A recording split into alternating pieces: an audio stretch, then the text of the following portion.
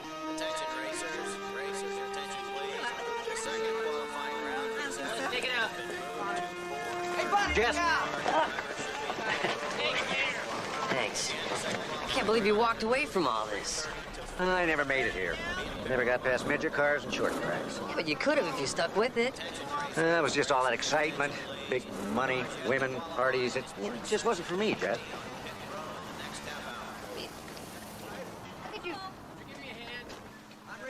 Steve. Hey, Eddie. Not like the old days, huh? No, not at all like the old days. Hey, Steve. That's Edgy for you here today. Alan?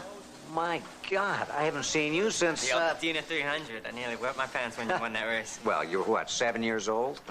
Yeah, I've never forgotten it. Alan, Eddie, this is Jesse Travis. He works at Community General with Dad. Doc. Hey, damn, nice to meet you. Nice to meet you. Hey, I'm looking forward to seeing your race. Actually... Actually, Alan here's just our show driver. There's not much on the track, but he's hell on supermarket openings. This is Matt Thomas, our lead driver. Yeah, I just do publicity stuff. Yeah, Alan here reps us at all our car shows, flea markets. But maybe someday he'll get a shot at racing. Maybe. Hey, we gonna qualify today, or just yak? Alan, why don't you take Steve and Jesse up to the owner's box? You anything like that guy when you raced? Only when I won. So I was a sweetheart most of the time. Next car to qualify, car 51, driven by Matt Thomas. Let's go for it. Team racing out of Torrance, California.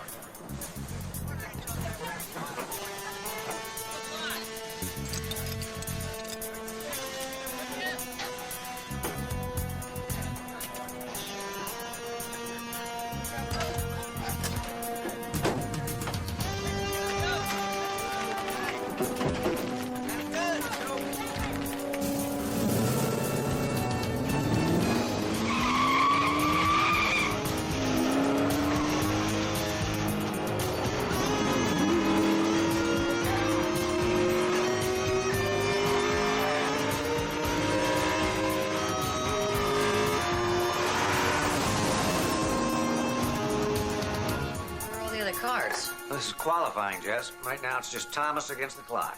That's sure important. They don't do well this morning, they don't have a chance on Sunday.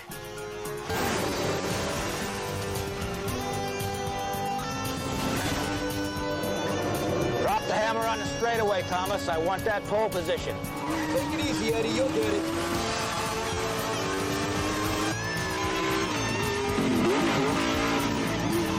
She's losing the turns. The brakes are fading. Barely holding on. Hitting the wall is a distinct possibility.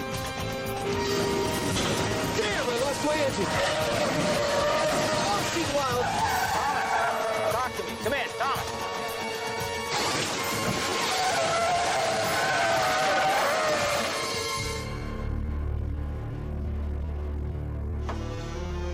There's another reason I quit racing.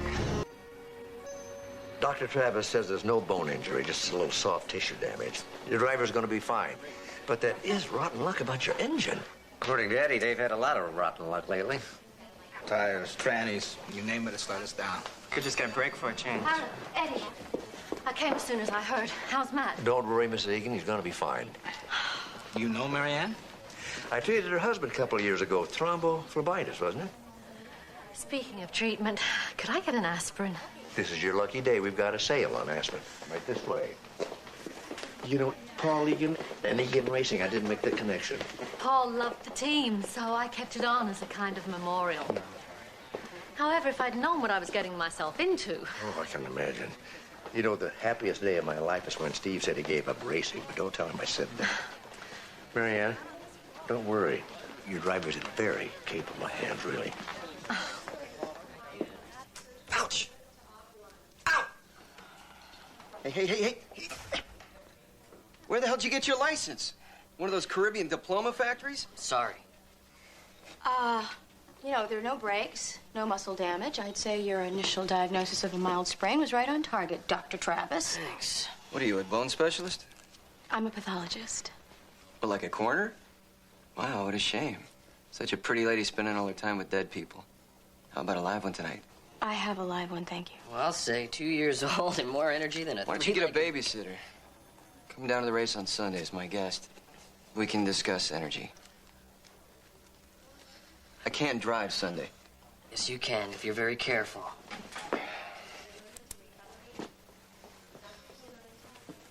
Glad you're all right, Matt. Tell me something, Eddie. What's that number one rule of yours? And you don't say a word. Well, come on, Eddie, it's your rule. The driver can't do it if the team doesn't do it first. And what the hell did your team do with that engine? It wouldn't have blown if you hadn't over-revved it. Oh, right. The engine's my fault. Just like every blown tire and busted brake line's my fault. My crew chief here is just an innocent bystander. You do not know what you're talking about, Dad. Dad. You do not have to take this. Let's get out of here.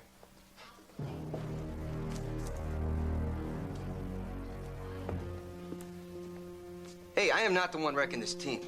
That's your new crew chief's job. You accusing Eddie of sabotaging your car? Well, if he didn't, somebody did. That engine did not blow on its own. You're imagining things. We're just having some bad luck. Come on, Mrs. Egan. Every time I get in a car, somebody's trying to bury me.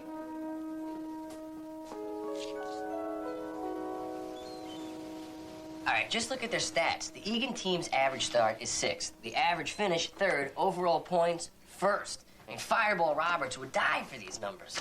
Fireball Roberts is dead. I meant if he was alive. Jesse, I had no idea you were such a big racing fan. Well, I wasn't until yesterday, when I spent all last night surfing the net. This is really good. You know, the amazing thing is that Egan has done this with a team made up of people that nobody else wanted. People like Matt Thomas. Well, it's no wonder his career stats are even worse than his personality. And the man hasn't had a winning season in years until now. You know, I doubt Thomas would be having such a good season if he didn't have Eddie on his crew. That's right. It's Eddie Wallace's first season as crew chief, and so far he's done a phenomenal job. Not according to Matt Thomas, not lately at least. Sabotage is the way he described it. You know, I haven't been to the races since Steve retired. Might be kind of fun to see one without having to chew my nails through the whole thing. Well, maybe you guys should see it in style. From the owner's booth. Hey, you don't want to come? No, I have a date with my own Fireball, and he has his heart set on the zoo. By the way, Dad, what did you say this was? I call this Espanol frittata. You like it? Tastes better than it smells. Welcome, race fans, to the 21st running of the Cal-Pac 500. Teams are racing today for 900 series points and a record purse of over $3 million. Today's field is the fastest ever in this event's history, with a pole position average speed of 192.64 miles an hour. Less than 10 miles an hour separates our entire field of 40 drivers. So it's looking like it'll be a great race. The race will start on schedule in 30 minutes. Hey, Steve. Hey, Jess. Where's your dad? He's in the garage wondering where you are. Oh, I kind of get distracted. Nice hat. Isn't it? Hey. Whoa, wait a minute there. I know you. You're Jeff Gordon, right? No. Jesse, this is Tommy Kendall. That's right. You were the Trans Am Series champion 3 times. 4. Hey, can I get an autograph? Sure. I don't have a... You got a... No. Come on over to the garage. I'll sign a photo for you and see if we can't introduce you to Jeff Gordon. Yeah. Catch up with you later. I told you gotta be the right one.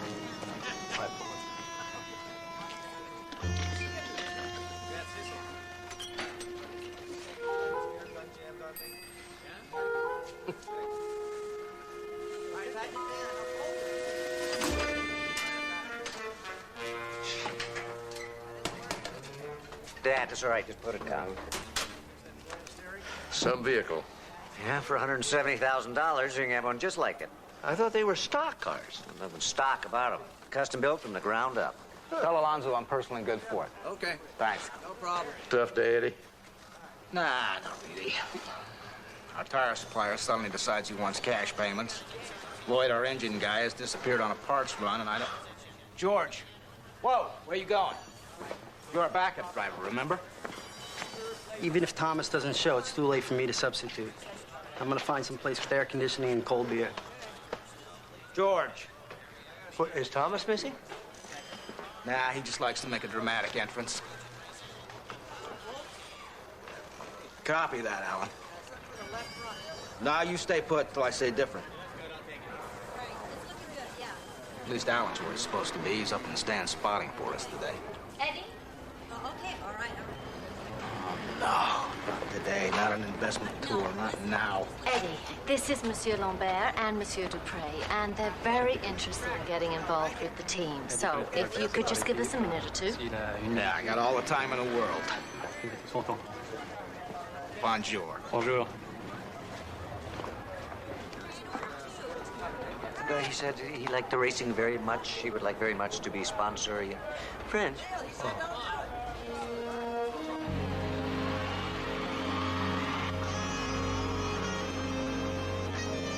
No sign of Thomas yet, Mrs. Egan.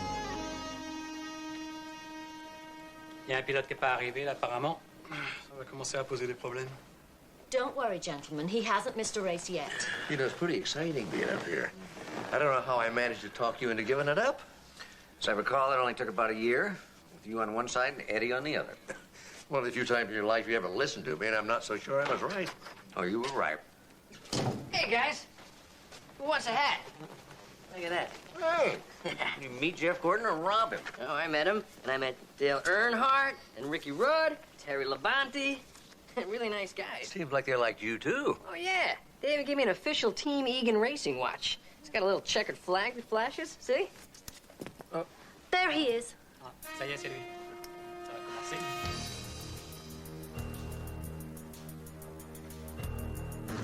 Cutting it kind of close, aren't you?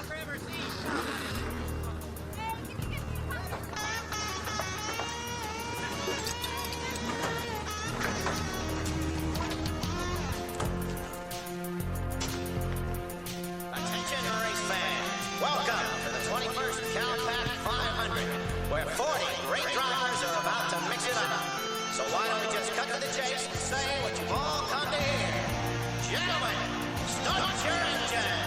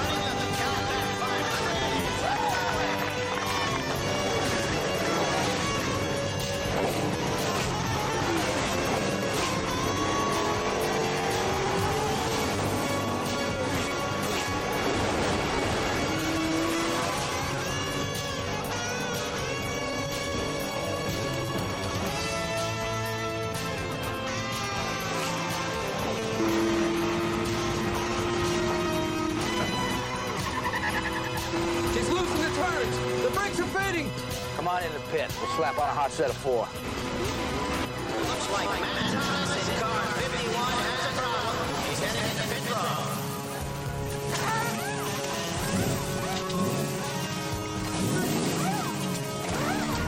row. Are they changing tires already? Tires win races, Dad. At $1,500 a set and 10 sets a race, they better. 1,500? Oh, yeah. That must be some special tire. They even have their own heated room. Yeah, it makes the rubber more flexible for a faster drive, right? Ils font chauffer les pneus pour assouplir la gomme et la voiture roule plus vite. Took words out of my mouth.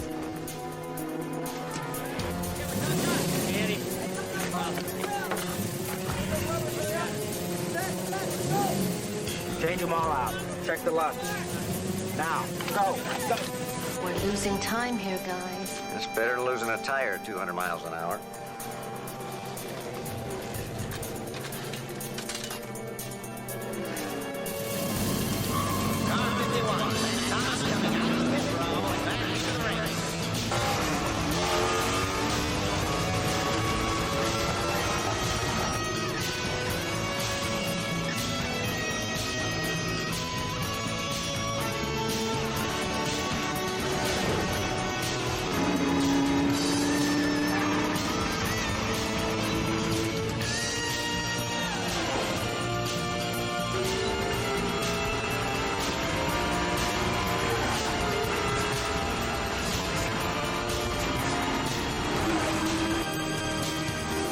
Heads up in the booth.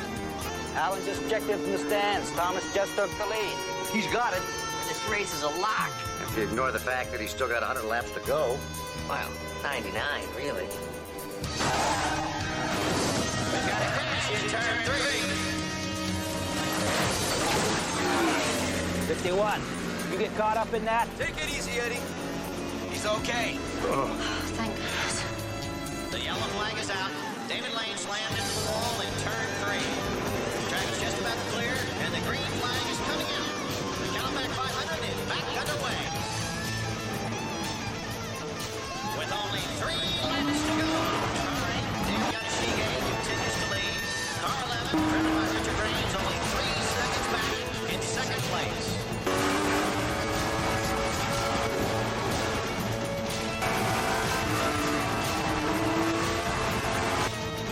Matt Thomas passing and into second place.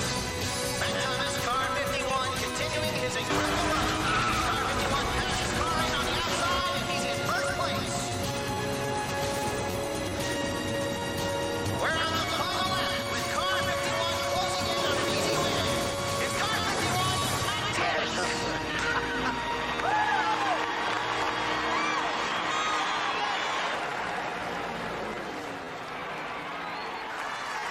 Damn!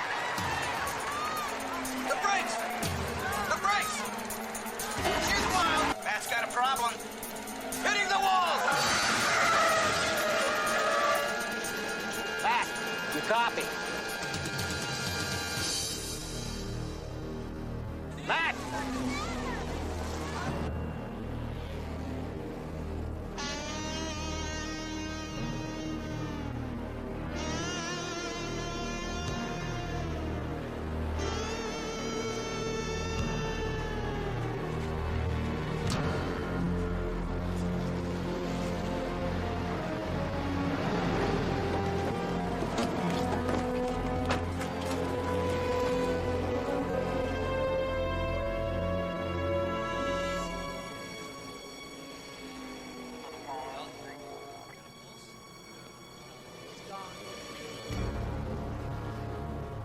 I just got the word, Mrs. Egan.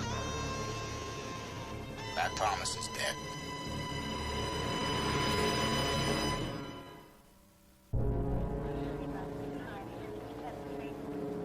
Looks like a cerebral hemorrhage due to a blow to the temple.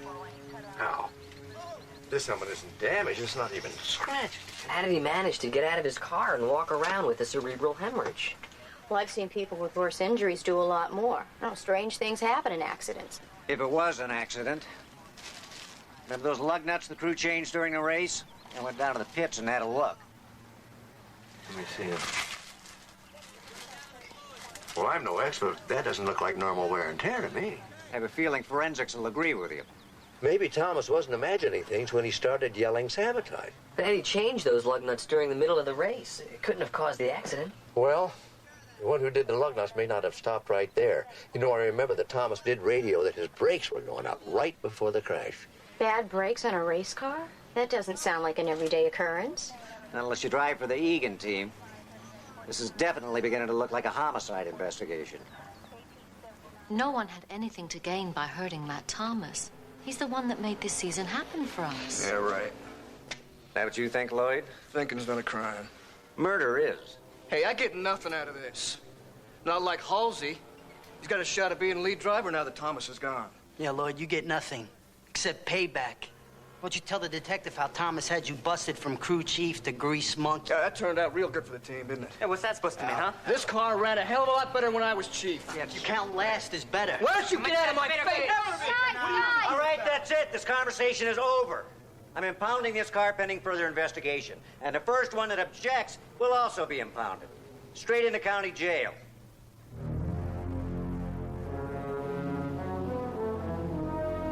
Forensics confirmed our suspicions. Someone definitely tampered with the lug nuts. Someone very determined. Yeah, when that didn't work, they went after the brakes. Forensics also says that the brakes checked out fine, along with everything else on the car. Well, then why did Thomas say the brakes went out? Why did the car crash anyway? Very good questions, but I'm fresh out of answers. Any suggestions? How about taking another look at the crash? I mean, the team keeps a video record of everything for post-race analysis. Jesse, that's a very good idea. I'll get a court order. What time you got? 1:10, why? Damn, it's stuck at noon. Supposed to be Mrs. Matthews' bedside every hour. She sends out search parties. This Egan watches me. I know that look. Something's bothering you. During that race, there was one very serious accident. The man walked away with minor injuries. And Matt Thomas was in a much less severe accident and died. That bother you? Uh-huh. That bothers me. I think I'll move up Thomas's autopsy. Good. You want our race tapes? They're yours, Steve. I appreciate your cooperation. The irony is that yesterday was probably the best driving Thomas had done all season. Maybe ever. Which is a roundabout way of saying that I hope we get these back. I'd like to give them to his family. I'll see to it personally.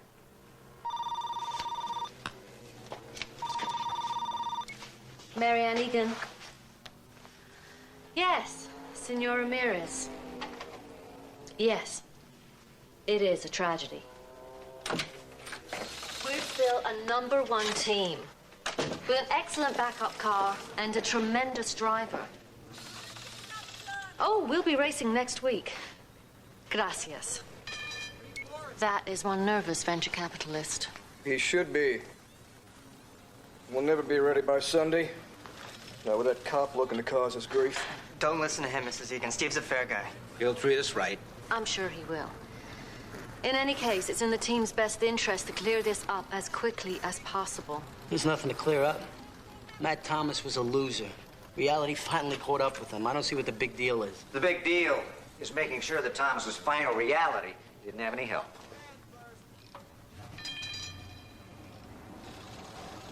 Steve? How far are you gonna go with this thing? I mean, why waste time on an investigation that's going nowhere? I'm just doing my job. And my team is trying to do theirs. But you keep poking around, getting in everybody's way, they're gonna fall apart. We'll lose our sponsors. Matt Thomas lost a lot more than a sponsor, Eddie. It was an accident. The man shut it out. It happens. You've raced, you know that. So no one sabotaged his car. Nobody wanted him out of the way. Look, Steve, I've crewed on every podunk team between here and Talladega. It's taken me 20 years to make crew chief on a top-rated outfit. Don't screw this up for me, please. It's a police matter now, Eddie. I'm sorry.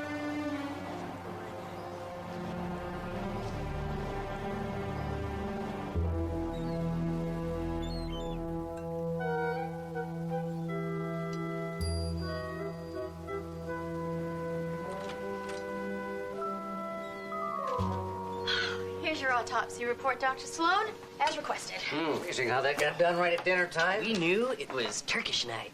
It is. Bon appetit. Anything interesting in this report? Well, as I suspected, the cause of death was from a cerebral hemorrhage. This is different. Ah, what is it? Uskamuru dalmasi. It's a baked mackerel with pine nuts and currants and a nice herb stuffing. Anyway, about that autopsy report, Well, given the time of death and the condition of the body, the liver temperature was a lot lower than I would have expected. 76.3 degrees. You're right, that's low. and that's a mystery. Not really. The liver never lies. And what is the liver saying? That Matt Thomas didn't die when we think he did. He was killed at least 3 hours before their race.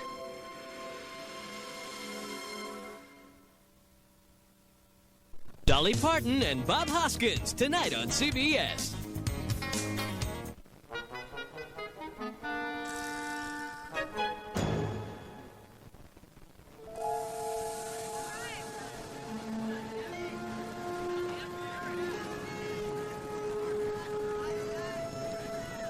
Okay.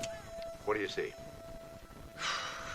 Of course, Matt Thomas had a sprained arm. There's no way he could have climbed into the car like that. Okay, so now we know for sure an imposter did the driving, but how do we know that he made the switch with Thomas's body and why? Well, I guess we know the answer to the why part, and that's to cover up a murder. And as for the how, he could have planted the body in the infield before the race. Right. And then slipped away in all that smoke and confusion after the wreck. Yeah, but he still had to fool Eddie and the entire pit crew. Well, the guy was wearing a helmet and a driving suit. I mean, there's no way anybody could have gotten a clear look at him. And he didn't show up at the pit till the last minute, so nobody had a chance to talk to him either. We did hear his voice come over the radio, but it could have been somebody who sounded like Thomas. Well, I've got kind of a theory about that, but right now I'm more concerned about what caused his death. Oh, you made a notation in there, Amanda, about, let me see. Yeah, here it is. About the body cavity having an abnormal amount of blood. Yes, there's a strong indication that for some reason the man's blood wasn't clotting properly. Well, could Thomas have had hemophilia? Well, that's not likely. The whole team had to take an annual physical. Well, then the internal bleeding may be the result of something artificial. Hey, maybe you should, Order a complete toxicology panel. I already did, and we should have the results soon. Right at dinner time, no doubt. Hey, that's right. It's Nepalese night tonight, huh? One of these days, I'm going to talk Dad into trying something truly radical, like burgers and fries. Anything show up in the infield? Besides bottle caps and dust, just this. An official Egan racing watch with no usable prints. Well, according to my inventory, Thomas was wearing his watch. Well, the killer could have left it at the scene of the crime.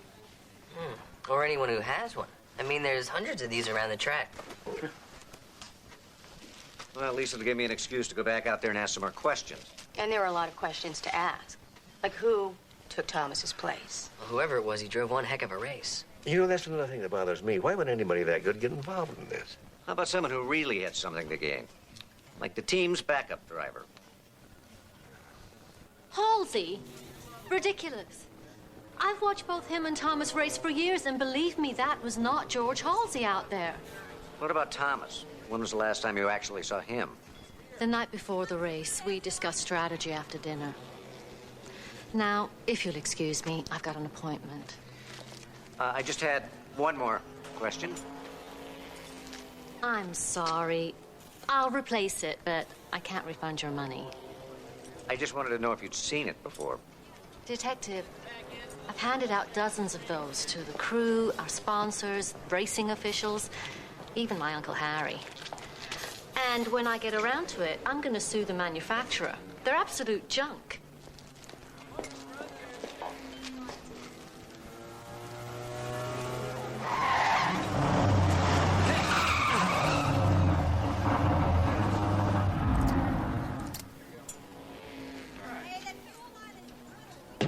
Real sorry about that, officer. Guess I'm a little rusty.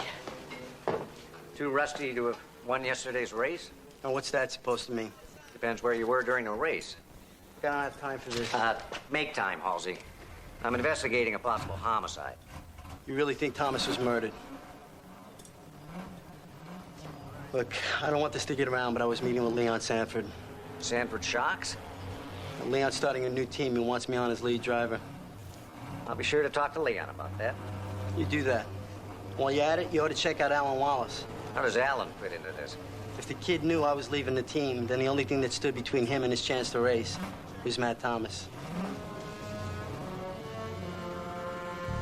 Your dad's completely wrong about this. That was Matt Thomas out there. The man drove that car, spun out, and died. End of story. And you were in the stands watching. Anyone see you? He was up there. Hell, I was talking to him the whole time. We only got your word for that. Yeah, just like we only got your word you were on a parts run to Oxnard. What's that supposed to mean? Lloyd, Eddie, that's enough. You were a hell of a driver once, Lloyd. You got your own reason to see Matt Thomas done in out there. Matt Thomas was stupid. Not so stupid he couldn't see what a lousy crew chief you were. You smart mouth punk. Alan, back off. You too. Nice work, Steve. You got us all at each other's throats. Thanks.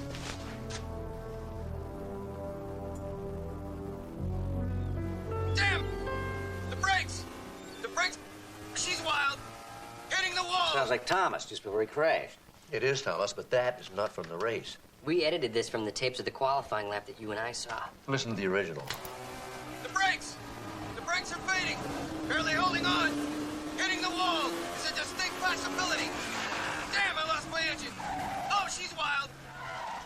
So if the killer did the same thing before the race... He could have transmitted the edited phrases from the car. And fooled everyone into thinking they were hearing Thomas. What about the team watch? Did you get any leads from it? Not directly, but I've identified the three most likely suspects. Lloyd Nichols, George Halsey, and Alan Wallace. Well, whoever our killer is, this guy is a real miracle worker. Look what he's managed to do so far. He edited the audio tapes, and then he hid the body in the infield. And he drove in Thomas's place, won the race, staged an accident, and switched places. All to cover up the fact that he had killed Thomas hours earlier. And let's not forget that somehow during all this, our killer managed to keep the body, outwardly at least, warm. Well, his fire suit would have provided some heat retention. But not enough to make a difference after several hours. That's right. That's how they did it. Come on in the pit. Slap on a hot set of 4.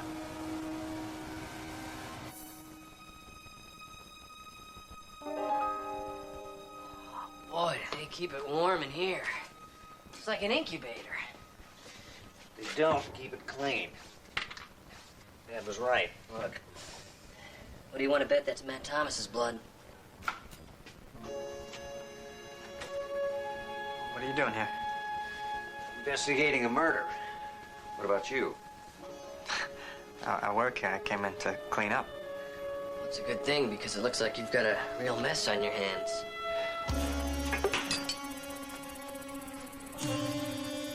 So how does it work, Alan? You bash us over the head and then hope it all goes away? Listen to him, son. It's over. Sorry.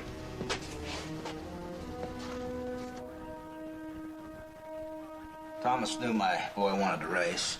He thought he was after his job. That night we got into it in the garage. He took a swing at me. You were trying to protect yourself. I only hit him once. He went down And then Eddie cooked up this plan to cover it up. I thought if the truth came out, no sponsor would ever want Alan to race for them. Even if it was self-defense? With sponsors, it's all about image. I really thought we could pull it off. We figured out how to fake the radio calls, crash, everything. Everything except biology. It was Thomas's internal temperature that tripped you up. Hell, I thought it was my watch. Must have dropped it out there when we took the body out to the infield. Cheap piece of crap.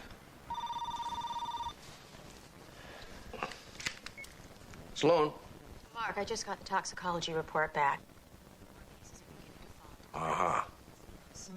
Oh, good work, Amanda. Thank you. Dad? Yeah. What Eddie and Alan say is true, except for one thing. Alan is not responsible for Thomas's death. But I hit him. You didn't kill him. The only thing you two are guilty of is covering it up and framing yourselves for murder. The real killer's still out there.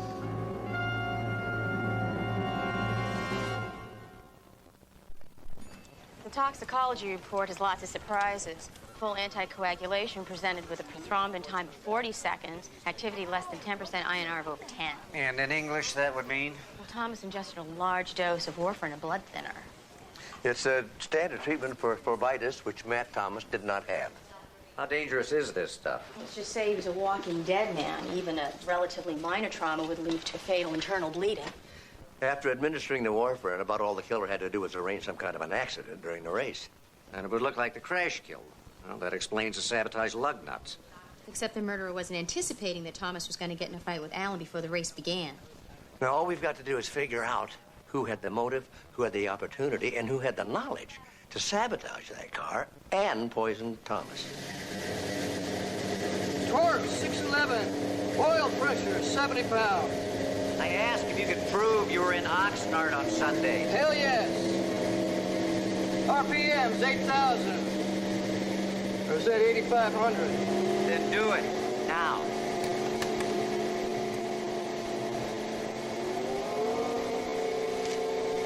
Gas, hotel, dinner, breakfast, all with a date and timestamp. Team rule.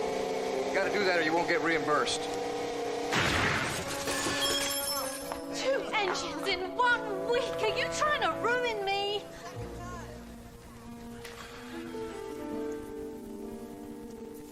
This got nothing to do with me or my work, Mrs. Egan. Feel that grit? Somebody spiked her with metal filings. Tore her heart out. Who else had access to this engine? Who didn't?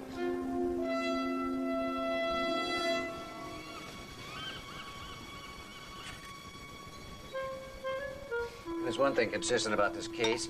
Anybody who had a motive to go after Thomas turns out to have an airtight alibi. You know, that could mean that Thomas was not the target. You mean the killer was after someone else? Or something else, a whole team. That would explain the sabotage continuing like that. But that doesn't make any sense. The team was about to go bankrupt. And why kill Thomas? Do you think the competition wanted to get rid of him that badly? I don't know the answer to any of those questions.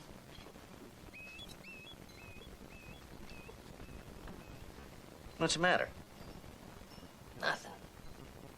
You want it well done? I'll put it back on the grill. Oh, that's... just lacks something. Personality. Exactly. How about some mango chutney? Hey, maybe some pineapple rings and a little salsa.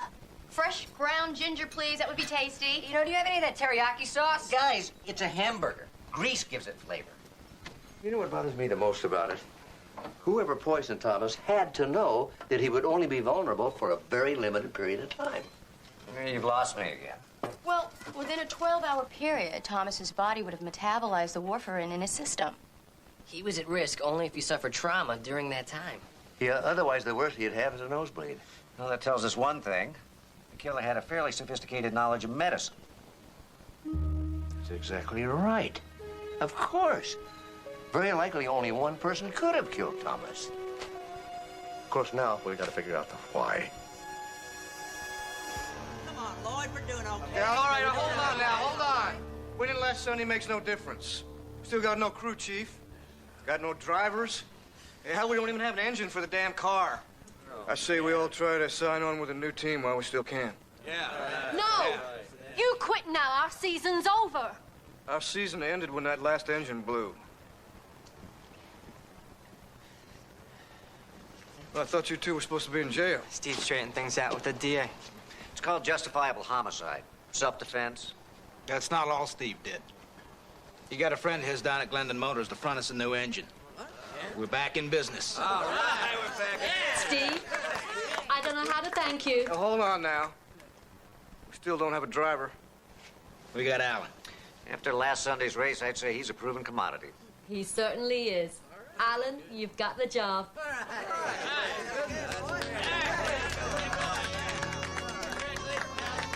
Welcome to the team, Alan.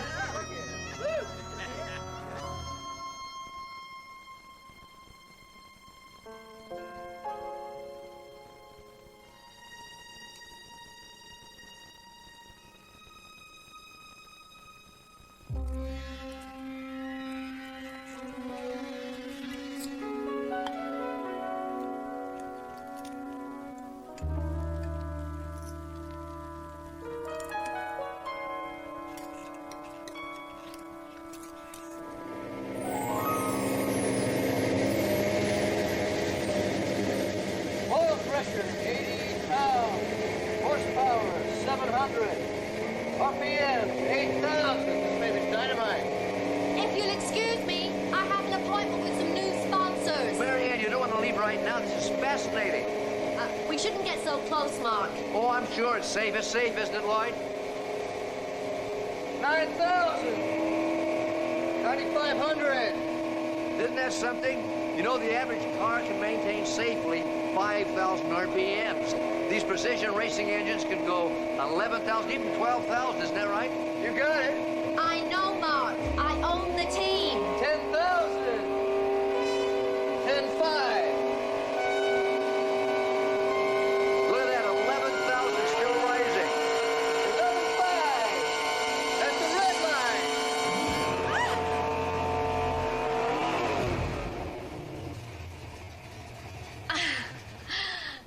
Sorry, guess I overreacted. Well, not if you were expecting the engine to blow up and pistons and rods go flying all over. Which isn't surprising since you sabotaged the engine yourself. Sabotage which Eddie detected and repaired this morning early before anybody got to the track. It was you who was trying to wreck us. Your own team. Unfortunately, you didn't stop there. You murdered Matt Thomas. I don't have to listen to this.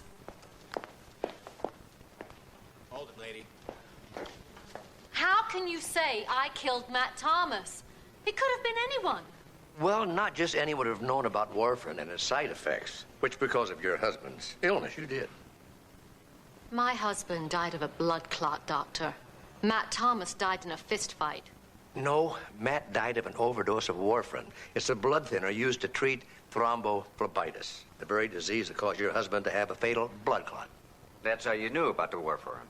You poisoned Matt by making his blood so thin that even the slightest little injury would have killed him. And to make sure he was injured, you sabotaged his car. Oh, right. That's how we owners get ahead. We sabotage our cars and kill our drivers. Your getting ahead is exactly what killed Matt. I had Steve check your finances. That's an invasion of privacy. That's a murder investigation. And I found out, except for the team, your cash flow is all negative.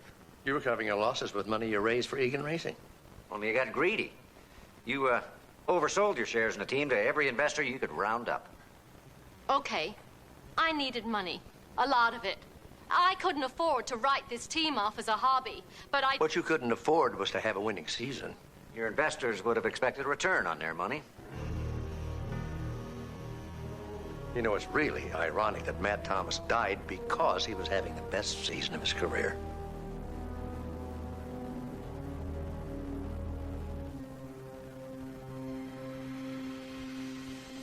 Burned out loser. Who would have thought that he would just keep winning and winning? He was destroying me.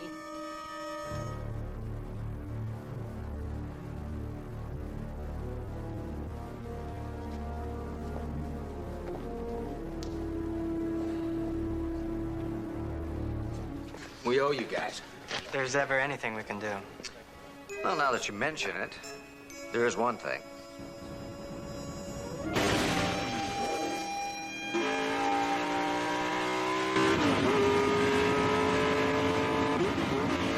He's going really fast. Relax. You slide into those turns like a pro. All right, we're all impressed, 51. Now drop the hammer and arrow to the stripe.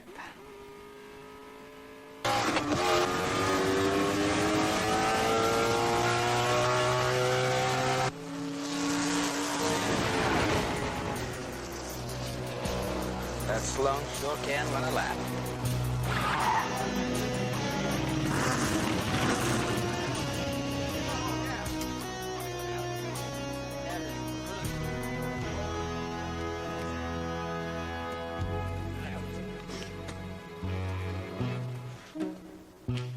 So how'd it go, Dad?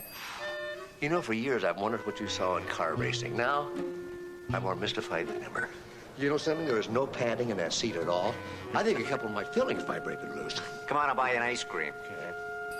So when are you gonna head back out on the track? As soon as we eat the ice cream.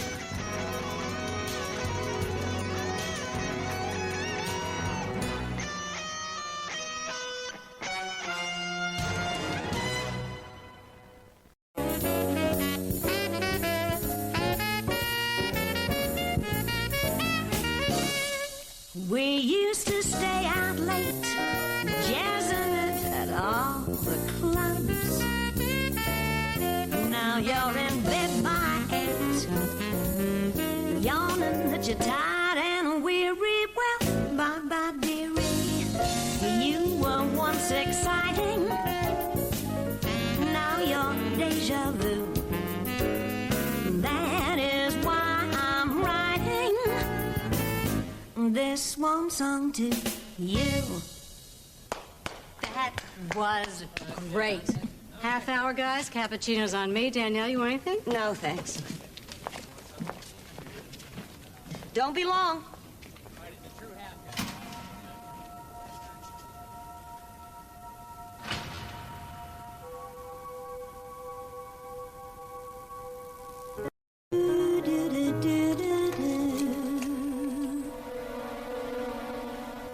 Rhonda?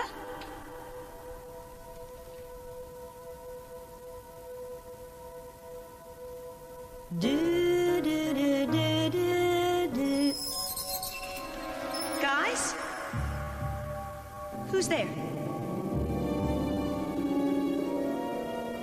Is anyone there?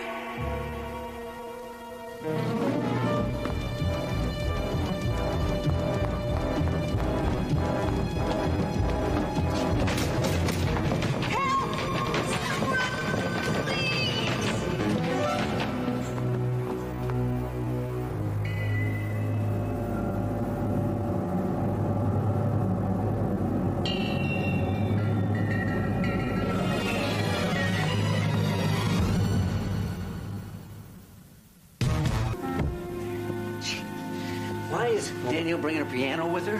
Not just a piano, a grand piano. And she's bringing it with her from New York. You know how artists are. She gets nervous in front of an audience, and if she figures if she has her own piano, it's one less thing to worry about. I see. Oh, she's here. Dad, you look fine.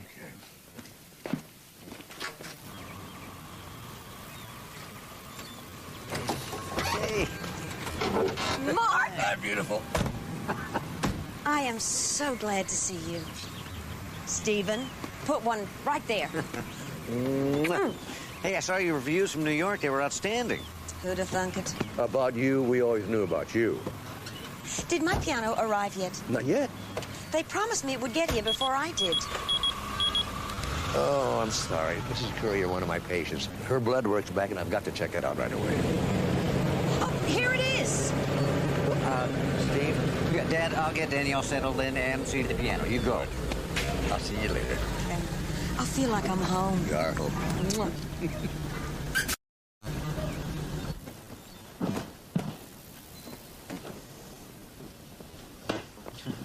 You take this piano with you everywhere? You think I'm a diva, don't you? No. No, I mean, if it helps you get over your nerves. Last week in New York was a perfect example. I was in a hall that I know, in a city that loves me, and I was so nervous on stage, I didn't know if I could speak. But the minute I sat down at the piano, my piano, it was just me, alone in my living room with an old friend. Piano tuner will be here in about an hour.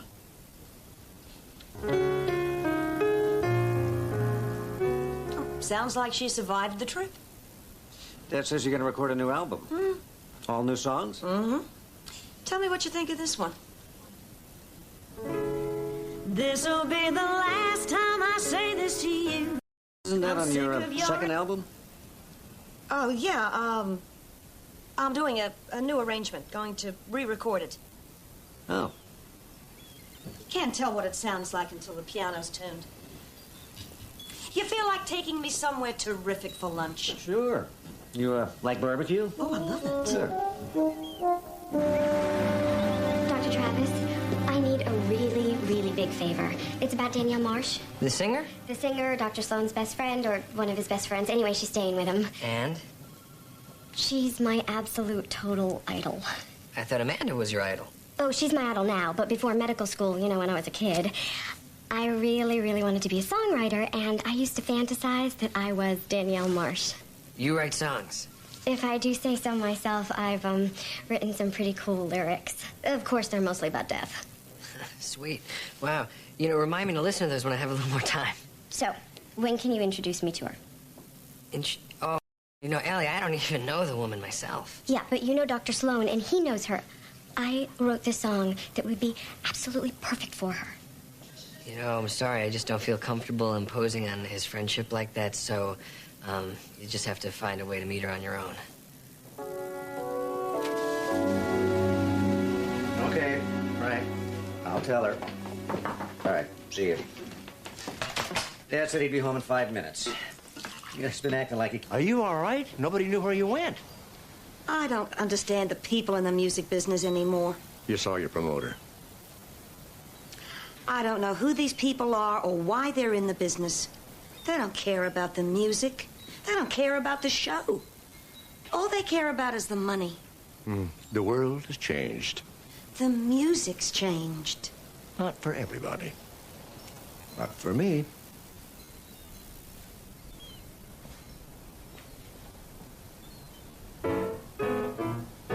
I know you're eager to advance this love, but first I need you to enhance this love. But what I really need the most is you to be a bit verbose. So, baby, talk to me. I know you're ready to be physical, and I can see your lips are kissable. But before we get to that, those lips were also built to chat. So, baby, talk to me.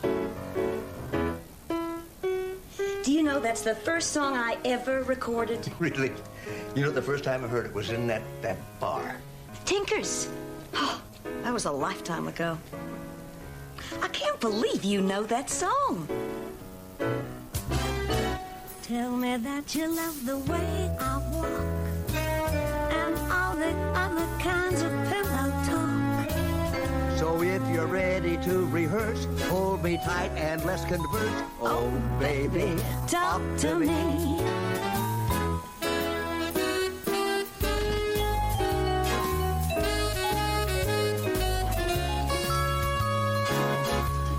I hate to break this up, but I have a few official questions.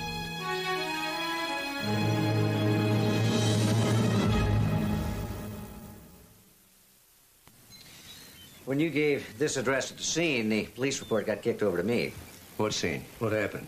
Thank you. Actually, I'm kind of relieved you found out. Why is that? Because the more I think about it, the more I worry. About what? Will somebody tell me what's happening? I was chased by a man in a red car this afternoon. Why didn't you tell me? I didn't want to worry you. I told the police. Did you see the license number on the car? No. How about the man? What did he look like? Oh, I don't know, maybe 35 or 40, salt and pepper hair. It was the same man who chased me in the theater in New York. You've seen him before? Why didn't you tell the officer that? Because a story like this winds up in the newspapers and brings out every weirdo in town. I don't need that. I guess I was hoping it was a fan, somebody harmless. Danielle, if somebody chased you in New York, followed you all the way to California, I wouldn't call it harmless. I was afraid you'd say that.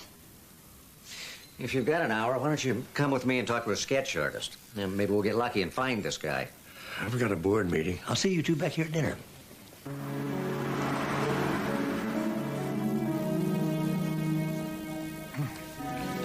What do you think? His hair was a little longer, and his face was a little thinner, I think. Well, you say he's wanted for questioning. No one will know he's connected to you. Thank you. Better? Yes, I think so.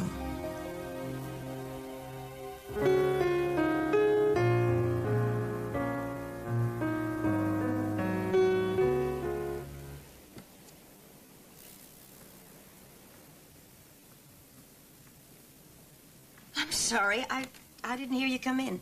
Please, go on.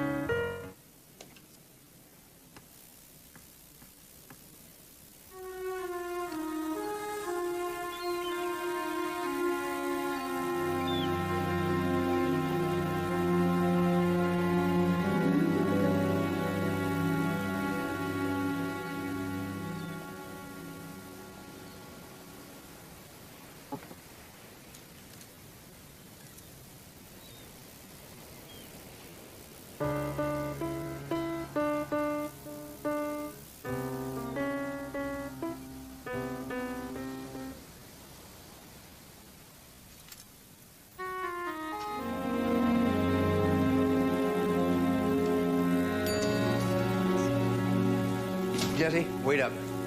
I didn't have a chance to talk to you yesterday after Danielle's physical. Did you get the blood work back yet? Happened? No.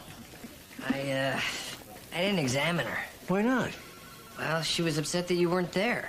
What, didn't you explain to her? I said that you had an emergency, you would be back as soon as you could, and she walked out. She didn't tell me any of that. Well, I'm not surprised. What do you mean? That's nothing. Don't worry about it. Jesse, talk to me. All right. She was rude, she was insulting, and then she left. That's very unlike her. Well, you can ask Ellie Rose. She was there, too.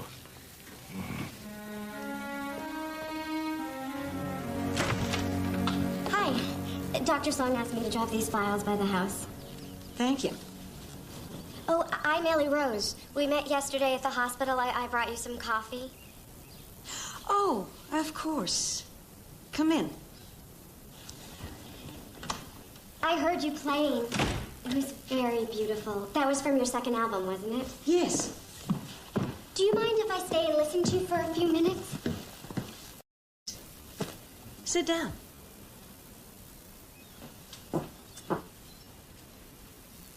I don't know why I just lied to you. Dr. Sloan didn't send me down here with those papers. He doesn't even know that I'm here. When he finds out, he's probably going to be furious with me, and Dr. Travis will probably kill me. I have been a fan of yours since I was a kid. I mean, you were my idol. You inspired me to play the piano and to write songs. I memorized all of your albums, even the double album. You're kidding. The one that only sold in Europe? My mom bought it for me for my 16th birthday. I played it so many times I wore it out. I don't want to cry anymore. And so there I was at work today singing the song that I wrote, and then the next thing I know, I'm standing on Dr. Sloan's doorstep ringing the bell. I just had to meet you. I wanted to talk to you about writing songs, and I wanted to play this song that I wrote for you. It would be absolutely perfect for you. Oh, Ellie. You just think I'm a crazy groupie. Oh, not at all. I was just remembering what it was like to have a dream and follow it with all my heart. I kind of gave up that dream for medical school. Oh, I don't know. You're here. That tells me a lot. Go ahead. Let's hear it.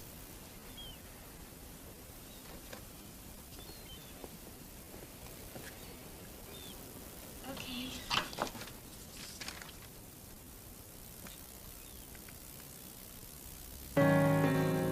You're more than just my friend. You give me strength inside. I know at times I tend to swim against the tide, but you're always on my side. I count on you, you count on me. Who knows what lies ahead? What would we do if our paths should split? We'll cross that bridge when we come to it. I'm sorry. That's a terrific song. You really think so? I wouldn't say it if I didn't mean it.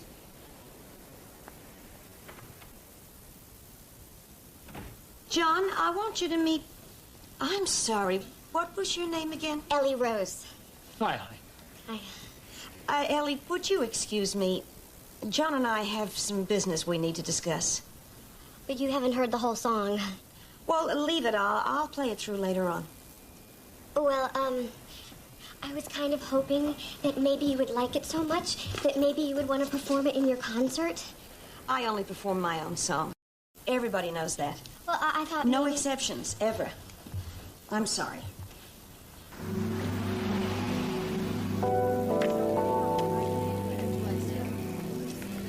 Mrs. Courier's files.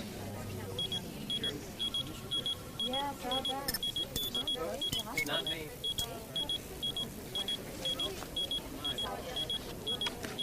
Oh, sorry. Me.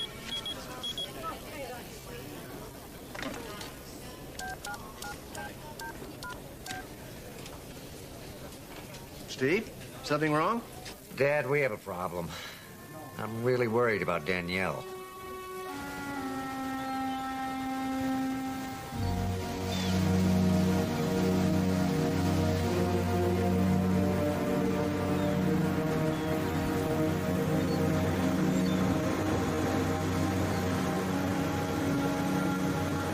Danielle? Are you all right? I'm worried about you. You don't seem yourself. What are you talking about? I heard what happened at the hospital with Jesse.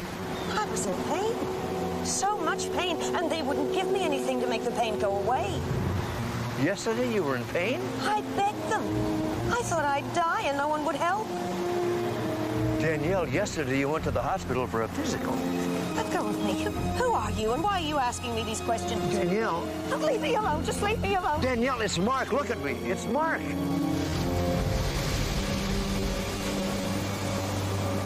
Mark? Yes.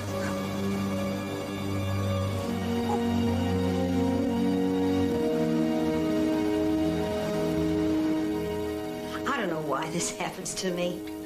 I get so nervous, it's like I don't know where I am. The concert in New York, it was the first time I was on stage in 6 years.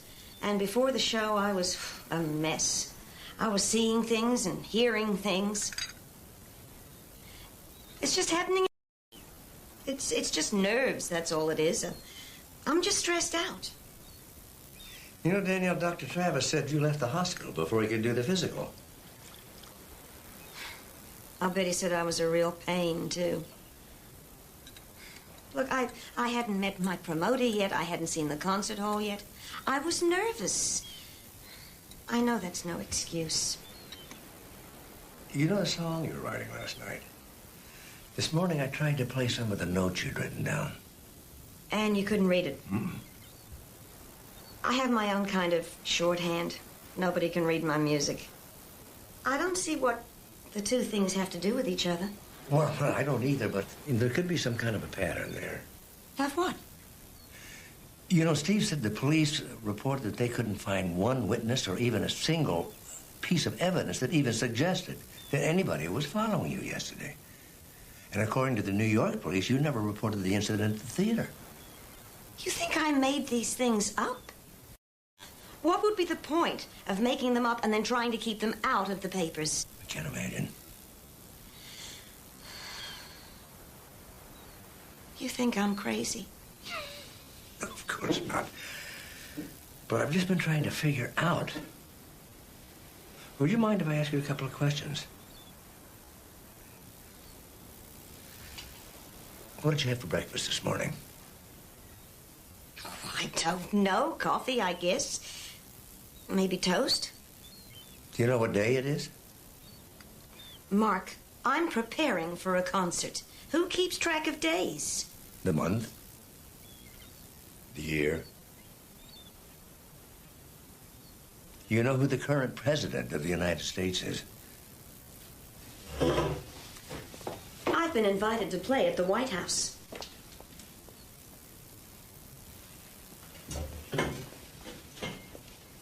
I was thinking of playing this song. I wrote it this afternoon.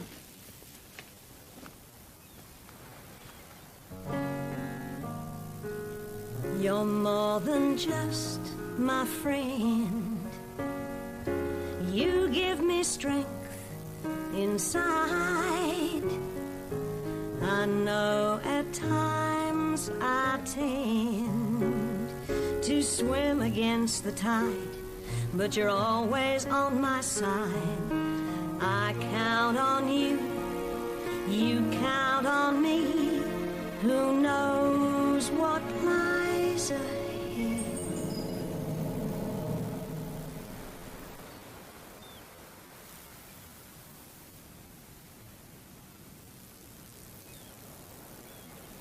I count on you, you count on me. Who knows what lies ahead? What would we do if our paths should split? We'll cross that bridge when we come to it.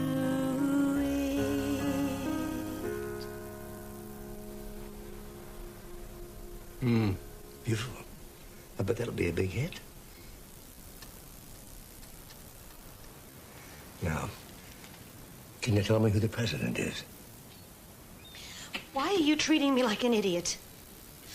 I thought you were my friend.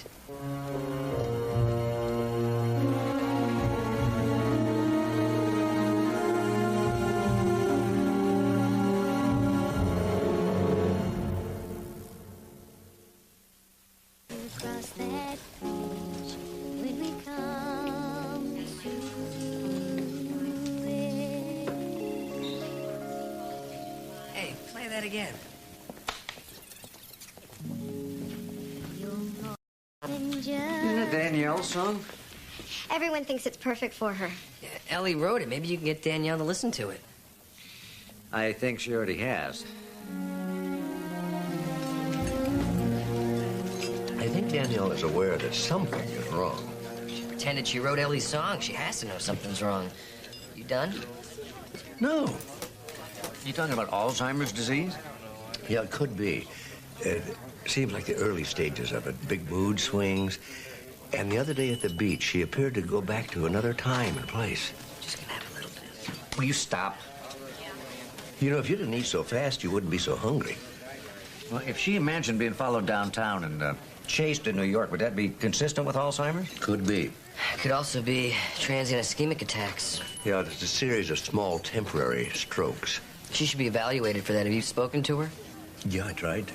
I asked her a few simple questions trying to test her short-term memory.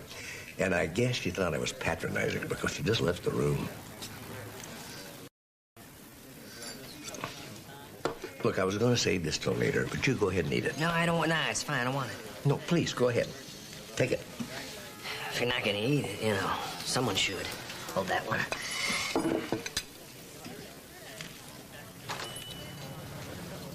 Need some salt. On a bacon and anchovy sandwich? A sense of sadness surrounds me. I've lost the one thing that grounds me. Please call and say you're coming home to stay. Then unpack, get us back on track. I know I haven't been blameless, and your behavior was shameless. It's hard enough playing this piano without the keys turning pink. Just trying to give you some mood. I create the mood with the songs, Larry. I don't need any help. All right. Yeah, we keep it pretty stark. Just some flowers on the piano, a spotlight on Danielle. That's about it. Little stagecraft never hurts. Now, why don't you let me worry about the show and you take care of the details, okay? Like paying this man for shipping my piano from New York. Or are you too busy working the lights to cut him a check? Danielle, are you okay? Are you sure you can get through this? Get through what? You're so on edge. Everything seems to set you off. I'm just worried about you. What is your problem? My problem is you can't finish a song. I don't know if you can make it through the show. Larry, she's fine. I don't believe this guy. Danielle, pay John and get her piano down here, and don't worry about her. She's gonna be great. Don't leave until he pays you.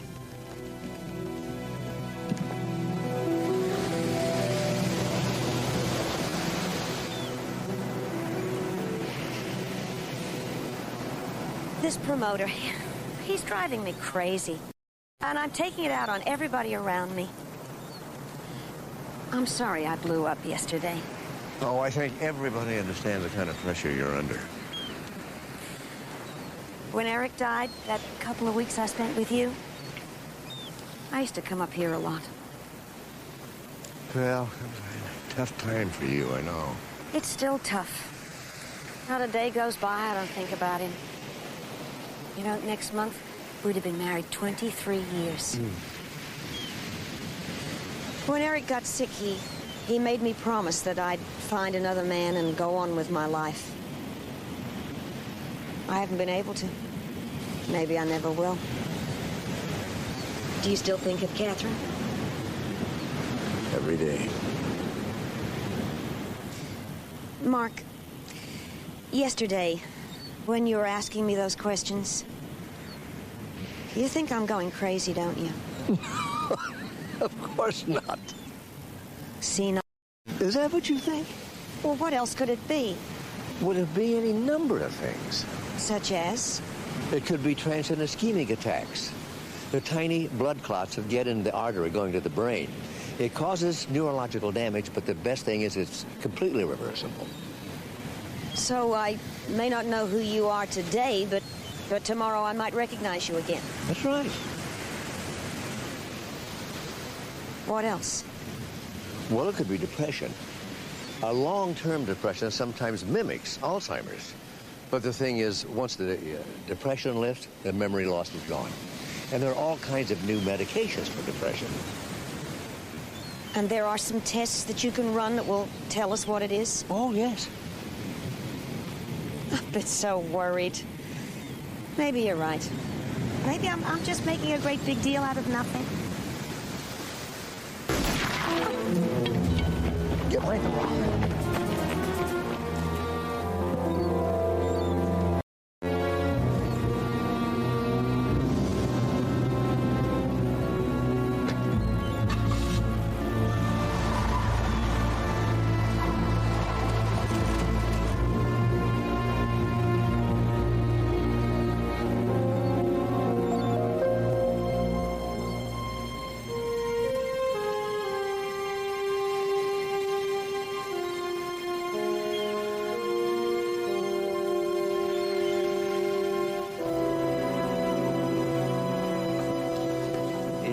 Cellophane wrapper came from a candy or a mint of some kind, and the tire tracks and shoe prints were too smeared for any identification. I owe you an apology. So do I. I was beginning to think the car chase downtown and the incident in New York never happened. You're forgiven. I've got some men going door to door just to see if anyone saw anything. Can you describe the man who chased you again? Well, he was about 5'10", athletic, salt and pepper hair. I keep thinking I know him. He does sound familiar. Oh, Mark, before we do the physical, there's a couple of people I need to see. Sure.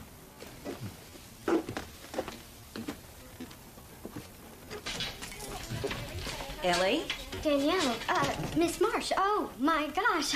I never expected you to come down here. I mean, nobody ever comes down here. Well, Dr. Bentley does. But Ellie, not that I don't keep things neat and tidy usually. I mean, I do. Well, usually. You know how things get when you're working. I mean, if I had known that you were coming, I certainly... Ellie, it's okay. I just wanted to tell you how good your song is. My song? Yes. Is good? It is. In fact, it's so good, I wanted people to think I wrote it. I've been doing some things lately that just aren't like me. You like my song? I mean, you really like my song? I'm going to record it on my album. I'm speechless. Why do I find that hard to believe? Nothing like this has ever happened to me before. I mean, I don't know how to thank you. Oh, Ellie. Oh, I have other songs. A lot of them. I'd be happy to come and play them for you sometime. Goodbye, Ellie. At your convenience, of course. Easy. Yeah. John, please. You know how I feel about you. And I don't feel that way about you. I'm sorry.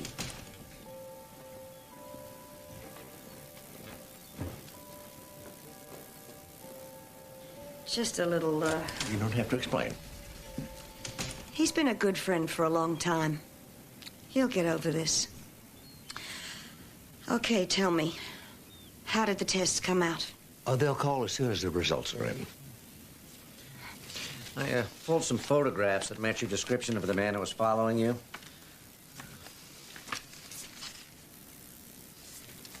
You recognize any of them? That's him. Are you sure? Positive. You know him? No, I don't think so. We're gonna split. Are you going to the concert hall? Yes. I'll ride with you. You know, I don't know whether it's a good idea if you go out alone. I'll be with John. Believe me, he won't let anybody get near me.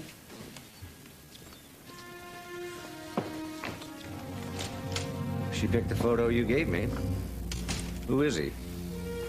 You met him a long time ago. That's Eric, Danielle's husband. Well, he's dead. He died 6 years ago.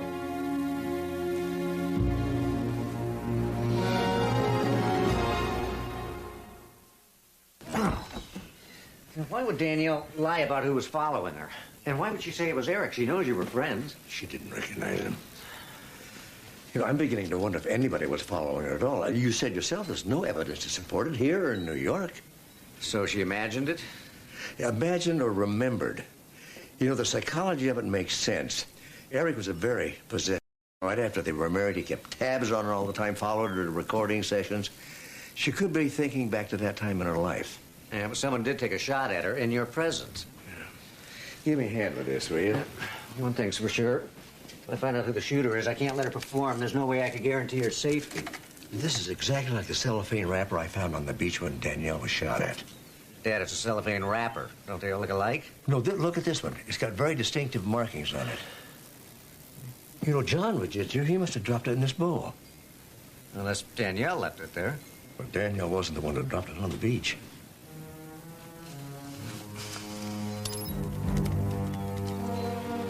Yeah, this is Lieutenant Sloan, badge number 384.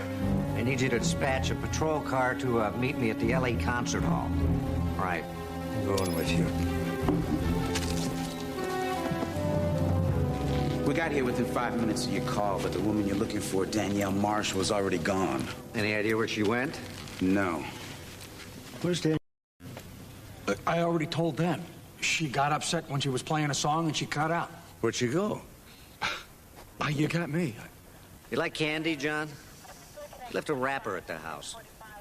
So what's this, a littering bust? Don't you think you guys are overreacting a little bit? You also left a wrapper on the hill when you took a shot at Danielle. I never would have shot at her. Never would. Because you love her? Yeah, I do. She rejected you. Doesn't mean I'm gonna try and kill her. Oh, come on, that is twisted. I don't even own a gun. I've never even fired one. Where did that candy come from? Danielle, she kept him around for the crew. She had him in her dressing room. She had him backstage. Danielle never ate him herself, but she just thought the crew got more energy out of it. Did you notice anybody else eating the candy? Cut me loose.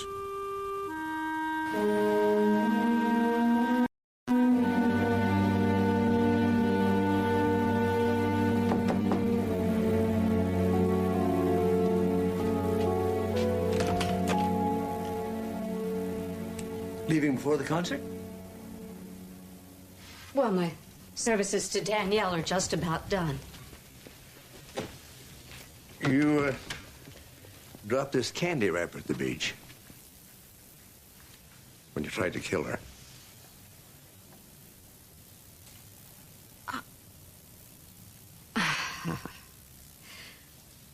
I didn't try to kill her. I tried to make it look like somebody was out to kill her. Why would you do something like that? She asked me to. She was scared. She knew you didn't believe her story, that someone was following her. She thought the press would get wind of it and make it sound like she was losing her mind. She came here today to ask me to try again, and this time not to miss. Why would you come to you? I started hunting with my dad when I was 10 years old. Danielle's seen all my marksmanship ribbons. So you agreed to this? Have you ever seen this disease, Lieutenant? Up close? Do you know what it does to people? Their bodies go on, and their minds just fall apart. They can't dress themselves or feed themselves. They don't know how to use the simplest thing like a fork or a napkin. They can't take a pill to make it go away. It is day in and day out. And the worst part is, they can see it coming. They see the madness settling into their brains. And they know the only way out is out. Rhonda. Oh, don't worry. I told her I couldn't do it. She was furious with me. She started screaming and crying, and then she left. Where'd she go?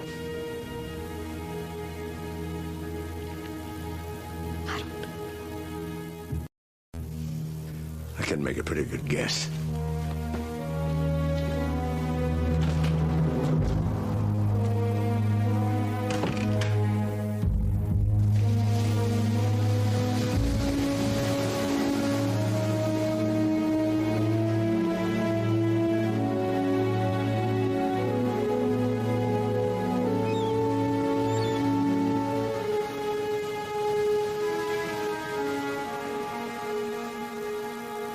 Danielle? Danielle, let's talk. Danielle, come away from the edge, please. Rhonda told us everything. Daniel, I know how afraid you must feel right now. Do you? Do you really know how it feels?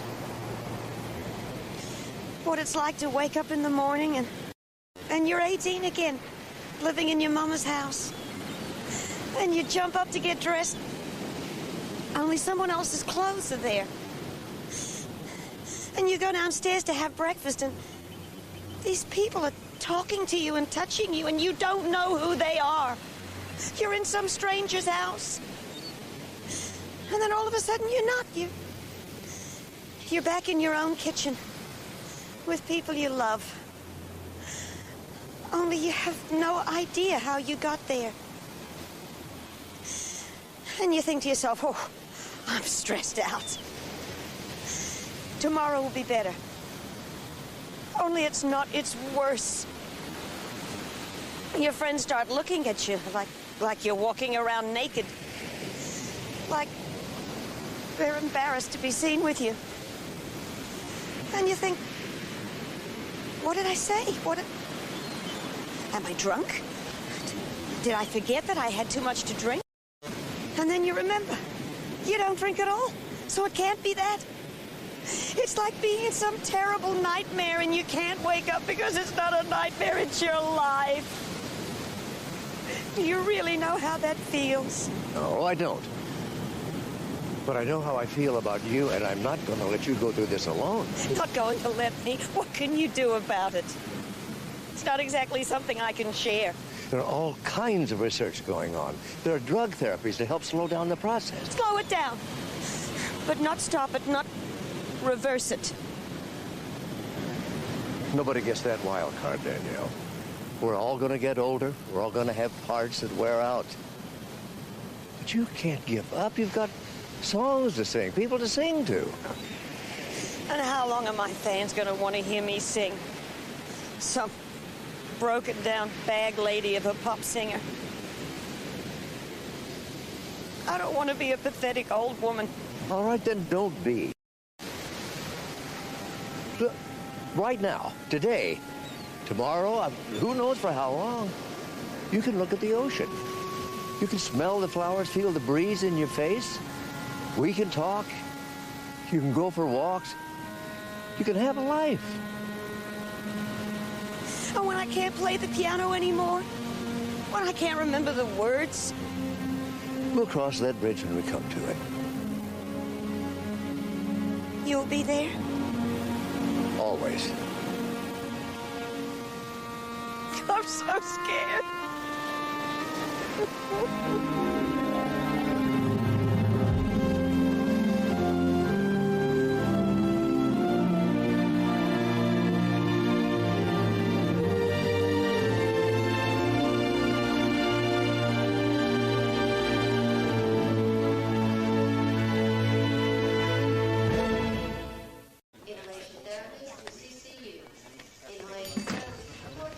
Hey, ready for lunch? Starving. What do you want to eat? I was thinking about the cafeteria. You don't want hospital food. What's wrong with hospital?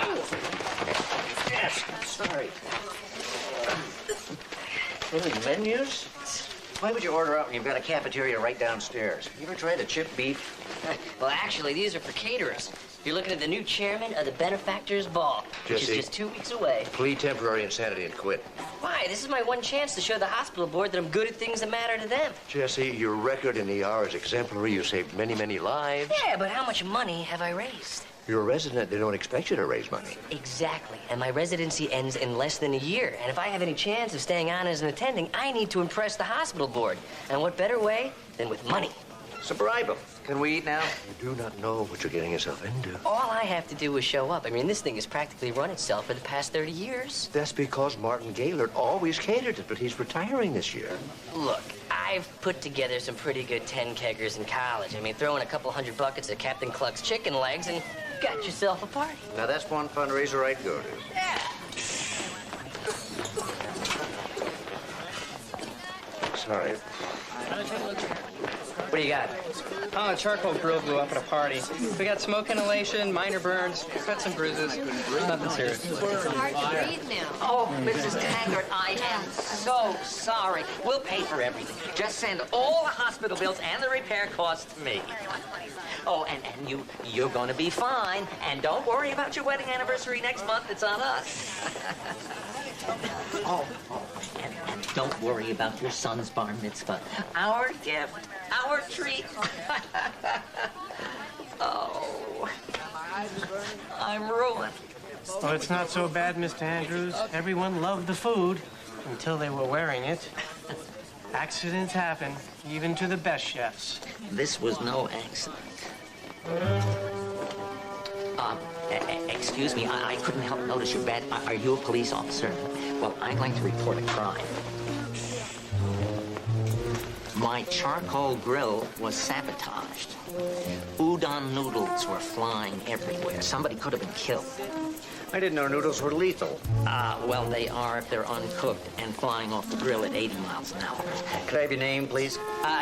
William Andrews, caterer. And this is not the first time a caterer's equipment has been tampered with lately. Someone is trying to sabotage all the caterers in this town, and I have a pretty good idea who. Well, there's one caterer off my list. You know, it's just sheer luck that somebody wasn't seriously hurt. And if somebody is really sabotaging caterers, it could happen again. Oh, not at my ball. You better hope not, because next time somebody could get killed.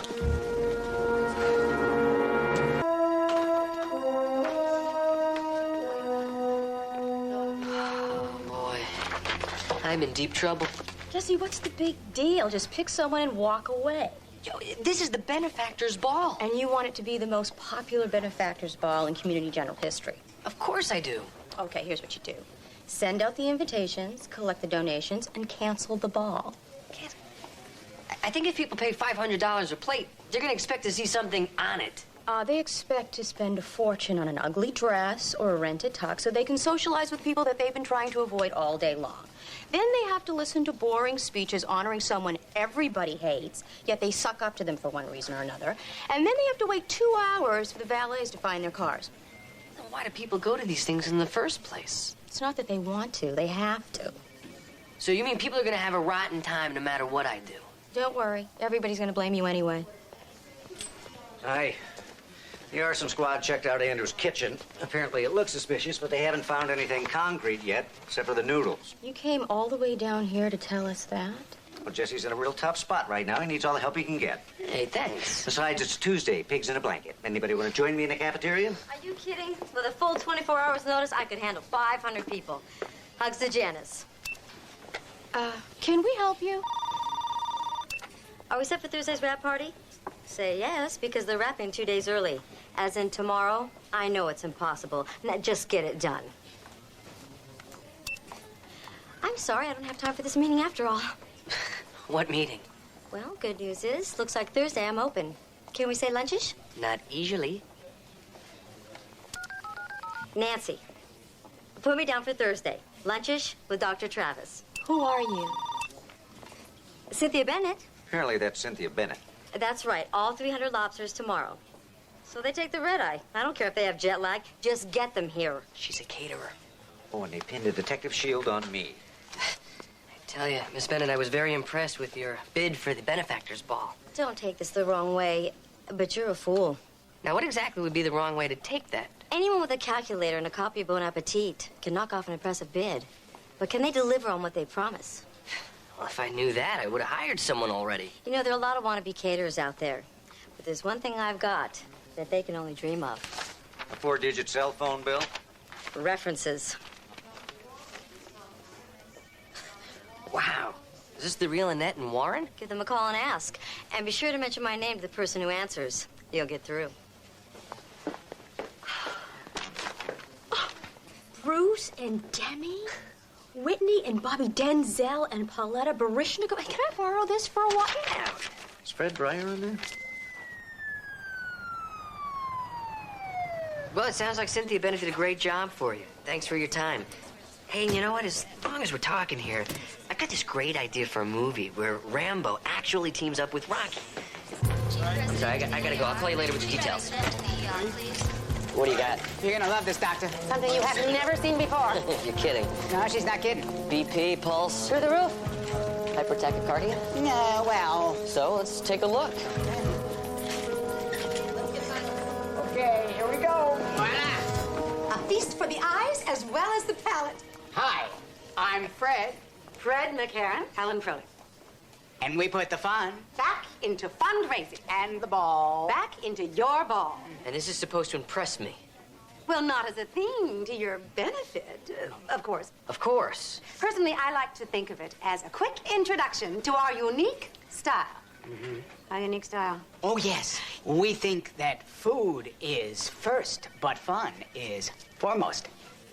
Well, you know, we have our own unique style here where we use the emergency room for actual emergencies and not sales calls. Now, get out! I'm sorry, Doc. We tried something, and, well, it just didn't work. But keep this in mind. The entire hospital will be buzzing about this for days. When you get right down to it, isn't that what you want to get with a benefit? That buzz, you know? You know where to find us. We're in the book. I've read every proposal. I've studied every menu. And I've called every reference. And I've come to the conclusion that there is only one man who can handle this job. And that man is you, Mr. Gaylord. Excellent pitch, Dr. Travis. Superb. You know, if you had been on my staff and looked after my sales, I might have been able to retire years ago. So then you'll do it. And it's gonna be a glorious evening with you in charge. See you at the dessert table. No. Hold on. I can't. Says who? Dr. Travis. I have catered more than my share of parties in Hollywood. And call it jaded or whatever, I believe I've seen one too many 60-ish ex-star trying to pass himself off to everyone as just being 22. Well, I gotta tell you, if I was making enough money to put a big old diamond like that on a metal bracelet, I would find it very difficult to just walk away. This, my good man, is purely for self-protection. You see, when you have a peanut allergy, you want people to know why you quit breathing. And this diamond's the best way I know to get their attention. That's a good point. Well, now, you must know all the caterers. Maybe you can recommend one for me. Certainly. But I won't. You like it? Who are all these people, Jesse? I don't know. The party would be for... Not a clue. Then what are we doing here? Eating. You said you were taking us to a fabulous party. And here you are. You dragged us all the way across town to help you select a caterer. Who else could I turn to? Jesse, sooner or later you're going to have to make a decision for yourself. I know that, but before I choose, I need a little guidance. I don't know how to talk to these people. Amanda, you have natural elegance. You could blend in with these guests and see what they think of the party. And Mark, to me, gourmet means sesame seeds on a bun. You have a sophisticated palate. You could tell me if this food is worthy of $500 a plate. And Steve, it's a nice tie. You know, I have to admit that veal Prince Orloff looks a little better than anything I've got in the freezer. You have half an hour, but you owe me. Okay. There's Cynthia Bennett. I hope you don't mind if I go chat with her for a little while. Oh, no, I'll just hang around here and wait for someone to admire my tie. Yeah. Hors d'oeuvre, sir.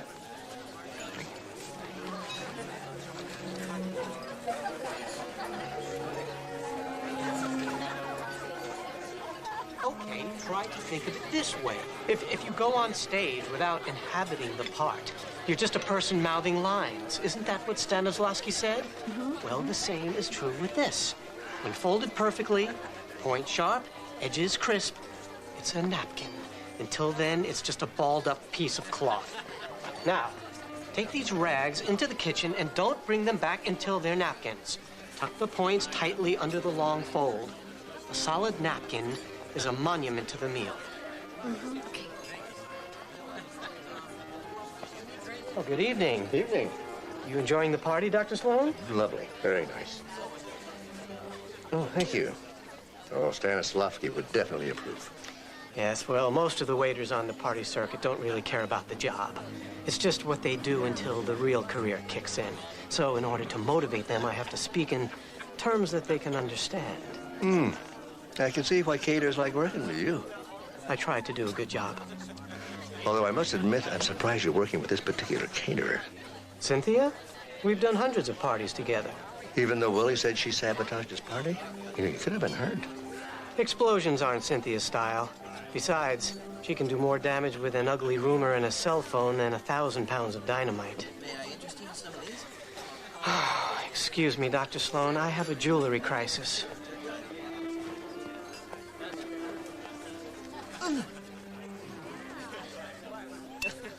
I know you're waiting for an answer, Goldie, but Kurt's birthday's the same night as the benefactor's ball. Now, I'm not stringing you along, I promise. Just give me a little more time. All right. Well, Dr. Travis, I'm so glad you could make it. I hope you're enjoying the party. Oh, yeah. The food looks great. The decor is beautiful. And all the guests are having a great time. Oh, I knew you were a man who could appreciate quality. Oh, it would have been fun to work with you. Oh, well. What do you mean, oh, well, it would have been? What do you mean? Well, I can't keep turning away business hoping you'll choose me, not when my regular customers want me for the same night. I tell you what, don't make any plans until tomorrow. I'll have an answer for you by then. I don't know. My people are getting antsy. 9 o'clock sharp. You can wait until then. 9 o'clock. Thanks.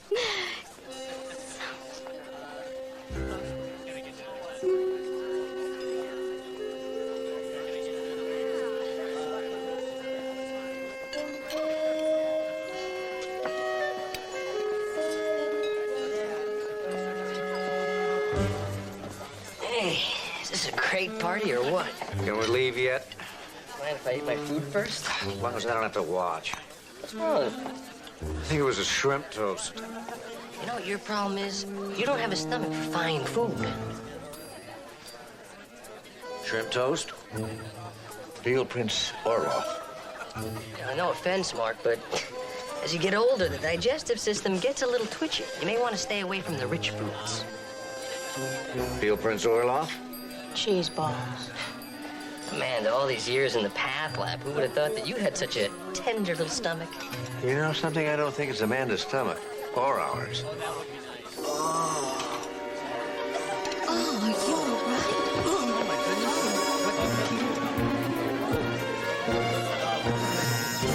I don't know, did he? Is he all right? Call 911. Is he alive?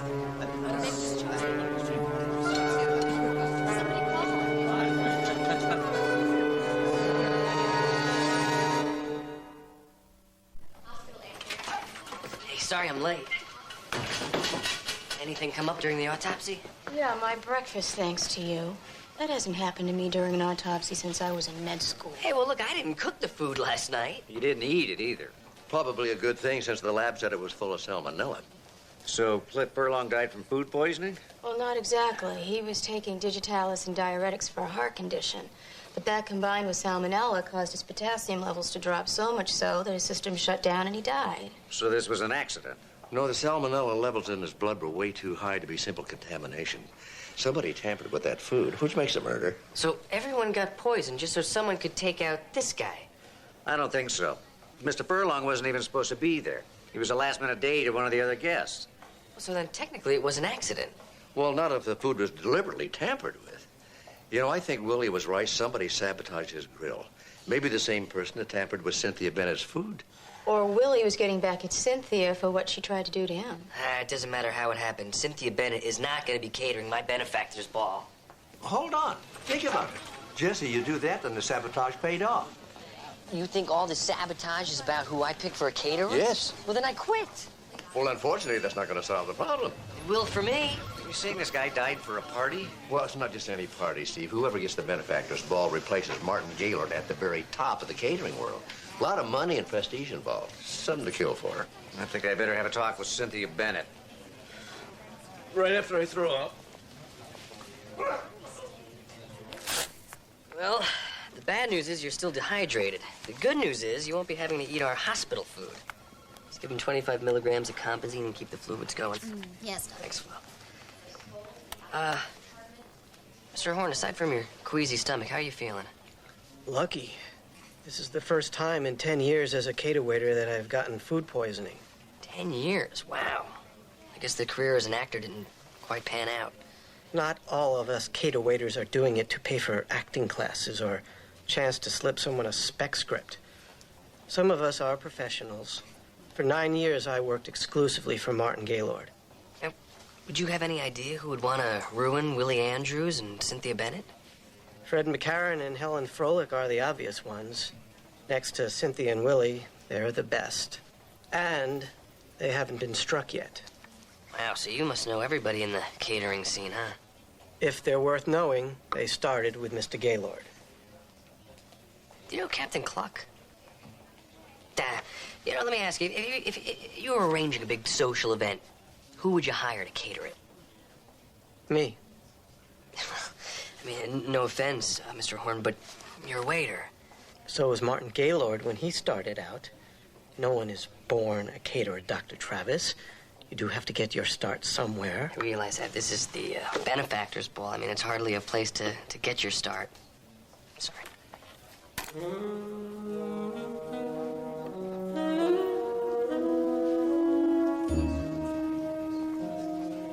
Ah, Dr. Travis, would you kindly direct me towards Emerson Horn's room? Mr. Gaylord, I can do better than that. I'll escort you myself. It's the least I could do for Community General's new Man of the Year. Hello. Yeah, congratulations. The Man of the Year has traditionally been a recognized humanitarian and a very generous benefactor to the hospital. Well, then explain David Hasselhoff. The point is, I hardly qualify. But without you, the Benefactor's Ball wouldn't be the premier fundraising event that it is today. You're directly responsible for raising millions of dollars in donations. Let's face it, you're irreplaceable. Thank you. I'm very honored. So, Man of the Year, who should replace you? Ah, if you named me Man of the Year simply as a ploy to get me to select a caterer, I'm afraid you are in for a very grave disappointment. Well, so are you. Unless you like Captain Cluck's chicken fixins. Dr. Travis, I simply cannot select a caterer. It's like asking a father to name his favorite child. Hey, you could tell me which one would be most likely to sabotage his competitor. All of them. I'm afraid they all have my ambition and none of my ethics. However, they can throw a fabulous party. Good luck, Doctor. Ta-ta. Of course I understand, Ingrid. We can't afford to take chances.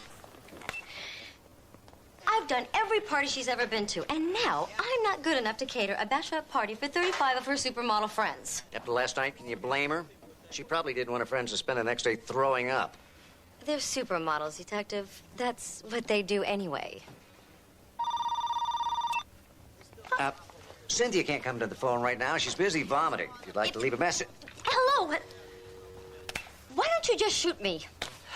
The thought crossed my mind at about 3 o'clock this morning. So I'm the bad guy?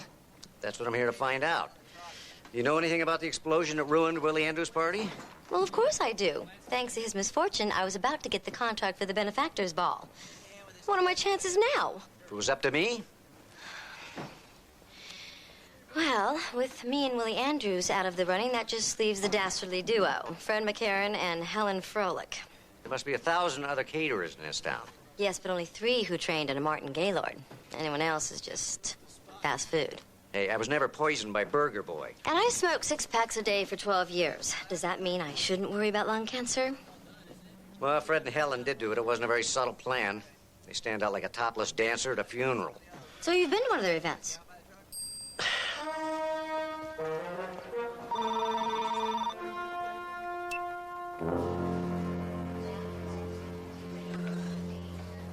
We have no hard evidence on anyone. Just a lot of accusations and sour stomachs. Freshen up your magnesium hydrochloride? Well, no thanks. I gotta drive. Now I know how my patients feel. All our problems are solved. Funny, I still feel nauseous. The board's been trying to raise money for a new MRI suite, right? Right. So I got this great idea. What if I got them one? How? I'm hosting a gala fundraiser a week from today right here in the lobby, sort of like a dry run for the Benefactor's Ball. You RSVP for the party right there in the Community General's admission form. Not a bad idea, Jesse. Who's catering? Fred and Helen. But they're the ones that are probably behind all the sabotage. Yeah, so the evening should go by without a hitch. So look sharp.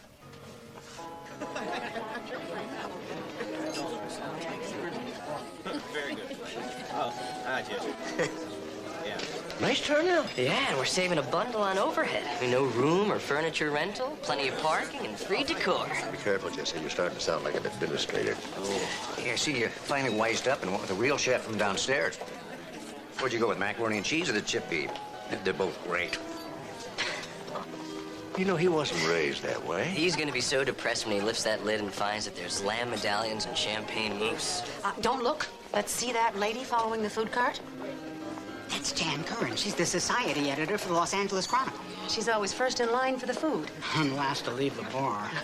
If she writes about this in her column, you have arrived in society, Dr. Travis.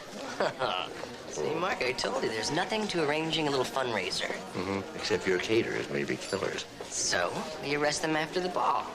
I gotta hand it to you. The food is great. You know, I love it when they put a little bacon bits in the meatloaf. You know, no bone. Oh, my God! That's hospital food! Yeah, and it's hot, too. You better get a plate quick. We're ruined! I'm ruined. What's the problem? Well, no one's going to pay $250 a plate for our slop. Hey, that's a bargain compared to what the hospital usually charges a patient. My arrival in society. Oh, I'm so sorry, but this is for the tubal ligation patient in room 6 there. Your meal is on the way. Just step on up and enjoy our bar, huh? Where's the good stuff? I don't know. Somebody must have hijacked the truck. What do you mean? You, stop! Stop!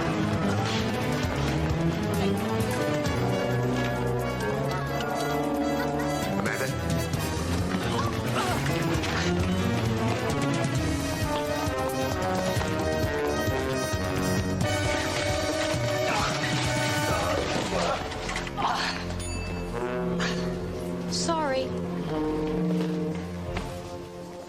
You're under arrest. You really know how to throw a party.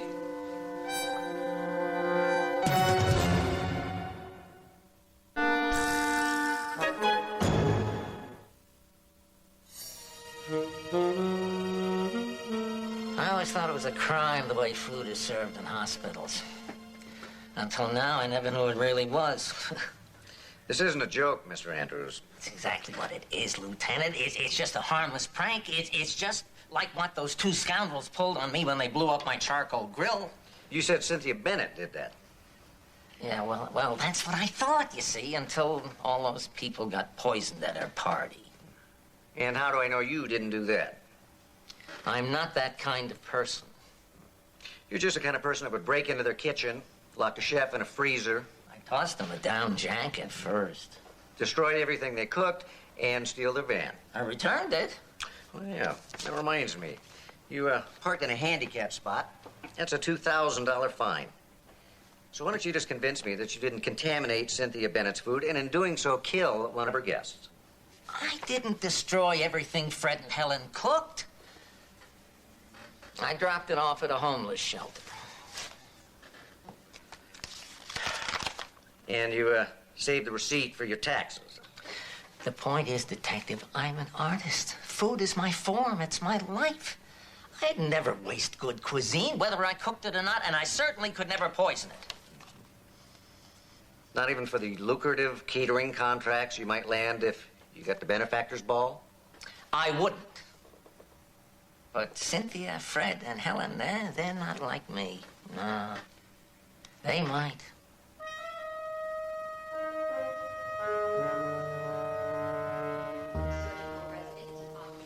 Willie was released on bail this morning. On a murder charge? They only had enough to charge him with joyriding. The chef he locked in the freezer refused to file a complaint. Why? Well, I think it may have had something to do with his new job at Willie's catering company at twice the salary that he was being paid by Fred and Helen. Ah, shame. So we're no closer to finding our saboteur or the guy who murdered poor Mr. Furlong. At least Willie's prank wasn't lethal. I guess you've never had the hospital's butterscotch pudding. You know, we can't take the chance the next prank won't be lethal. Where are you going? I want to talk to Jesse. We need to buy ourselves some time. Well, the good thing is it's a simple break, so we'll keep this cast on her for about 6 weeks, and you'll be arm wrestling your brother Jasper in no time. But next time, don't do it on a granite countertop. I really can't talk right now, so we have to make this fast. I'm with a patient. You want to get out? Say hello to Elton John. You have to give me the benefactor's ball, or Cliff Furlong's death has no meaning.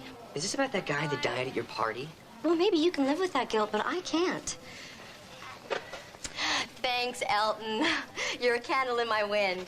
Let's talk about that brunch. You just put a sling on that, and we'll schedule a follow-up in 3 weeks. Bye, Julie. Hospital X-ray tech to 5E.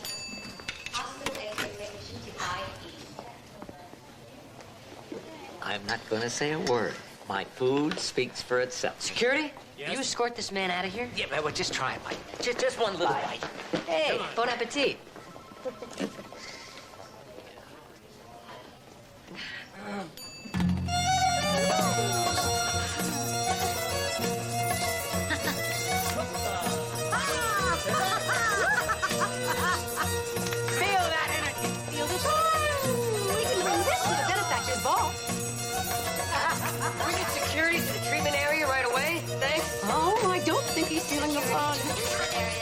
Come on, darling, come on.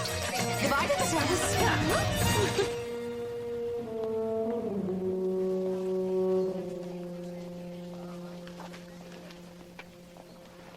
I am ready to cancel this ball.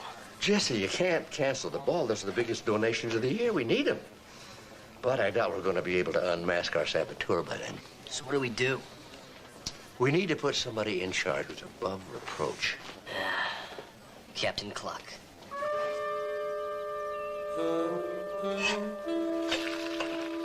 Grilled cheese sandwich. Grilled cheese, huh? Of course. Just because I'm a caterer doesn't mean that every meal is truffles and caviar. I do enjoy the basics, too. So, here we have provolone, mozzarella, parmesan, and goat cheese on homemade sourdough bread, lightly brushed with hand-churned butter. Well, as long as it's just the basics. So, fellows, we didn't come down here for lunch now, did we, or did we? Well, no, we didn't, Martin. Here's the problem. All of your protégés are so eager to get that benefactor's ball account. They're sabotaging each other's parties, trying to narrow down the field. Well, that's exactly why I chose to retire. I'm afraid the business has become much too brutal. I do not have the stomach for it anymore. Pardon the pun. The trouble is it's gone way past bad-mouthing the competition and stealing each other's cooks. Somebody died because of those pranks. We're afraid that no matter who I pick, the sore loser is gonna strike out at the ball and someone else could get hurt. So we were thinking, no one can take your place at the top if you're still there.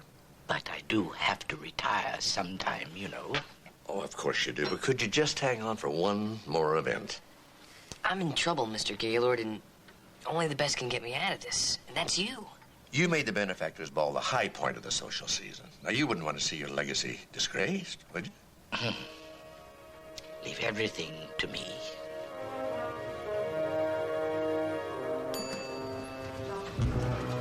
Aha! Congratulations, Doctor. You played your part very well. Oh, really? What part? The part Martin Gaylord wrote for you. Don't you see? All of our reputations are ruined. The only thing that's left for us to cater this social season is our own wakes. Madonna's plumber won't even return my calls. Hey, look, you guys did this to yourselves. The only reason Gaylord retired was because it was less humiliating than going broke.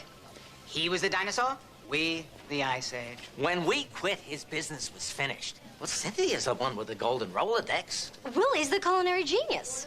And Helen and I... Where the joy? So then Martin Gaylord was the saboteur. Yes, he's the one who blew up my charcoal grill and poisoned Cynthia's food and got us to go after each other. The competition eliminates itself, and he's the only caterer left standing. All he needed was a sucker in charge of the ball to play along.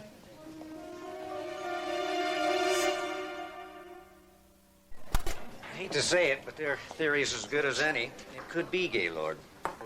Well, it could also be any of the others, too. Yeah, everybody's got a motive. Doesn't make my job any easier. Your job? What about my job? My future here at the hospital's at stake. What are we gonna do? I think the only thing we can do, have a party. How could you think about a ball knowing what we know or don't know.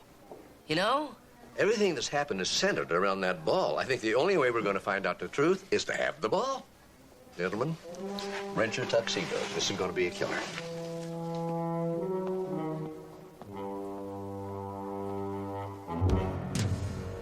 Nice nose ring. Get out. Hello. A little old to be starting as a cater waiter, aren't we, dear? I'm embarking on a career change. I see. You photograph well. No previous service experience? I worked at Burger Boy one summer while I was in high school. Balance. Act like you're a waiter. Walk. Smile. Let's see some teeth. Stop. Offer me something on your tray.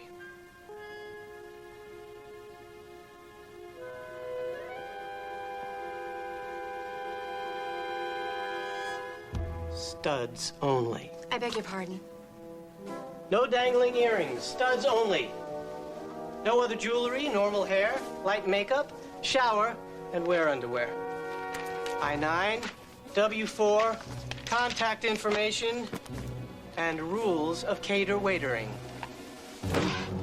Welcome to the benefactor's ball, Miss Bentley.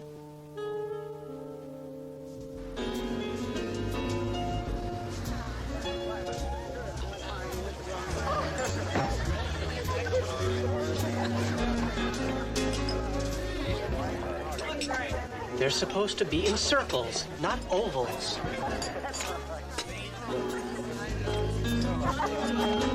Yes, sir. Yes, sir. Daisies on the canisters, flocks in the megaphones, not film. Yes. Relax, Doctor. Everything's going to be just fine. I'm not a doctor, but I think you're supposed to take it by the teaspoon, not by the gulp.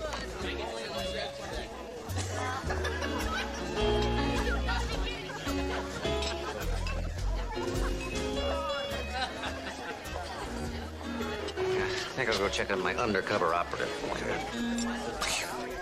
Howdy, Gardner. Good evening, Duke. Thank you.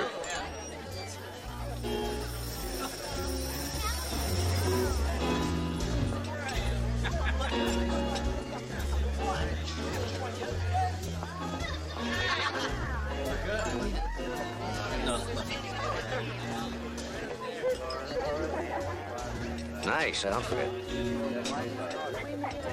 If you ever ask me to do something like this again, I expect to see you in fishnet stockings and heels as a gesture of sympathy. We're needed waiters, and I needed an extra pair of eyes. You seen anything yet? No. Well, I've got men stationed at the service entrance and at all the doors. Anybody that gets in doesn't get out.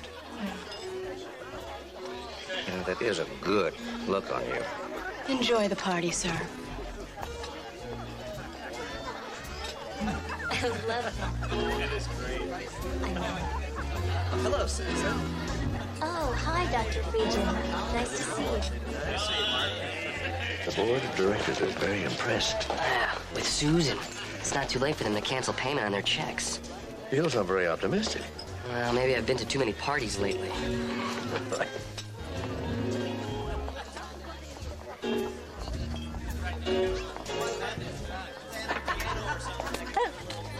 That is the one thing a cater waiter never does. Eat before the last guest has left and all the glasses and linens have been repacked. I don't work very well on an empty stomach. You won't work at all if I catch you touching the food again. Do I make myself clear? Yes.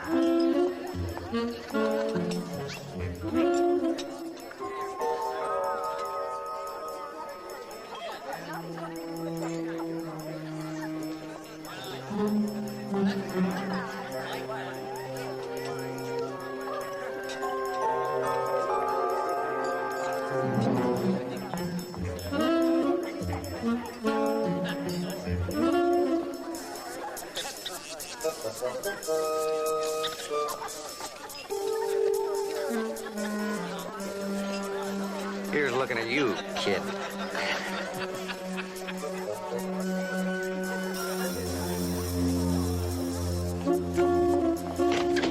May I offer you some punch?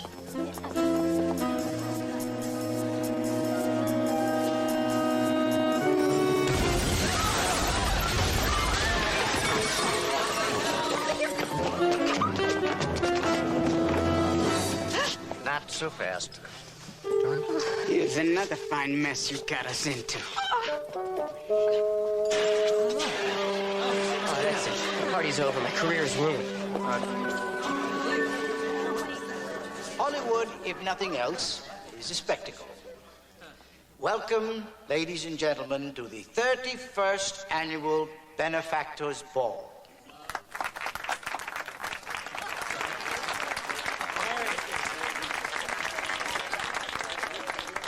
Everyone enjoys a good movie explosion, but the best special effect is the smile on a child's face. The happiness born of the good health your generous contributions to community general make possible. So, tonight, everyone, please enjoy the party. Please enjoy all the many surprises. And most of all, please enjoy the giving.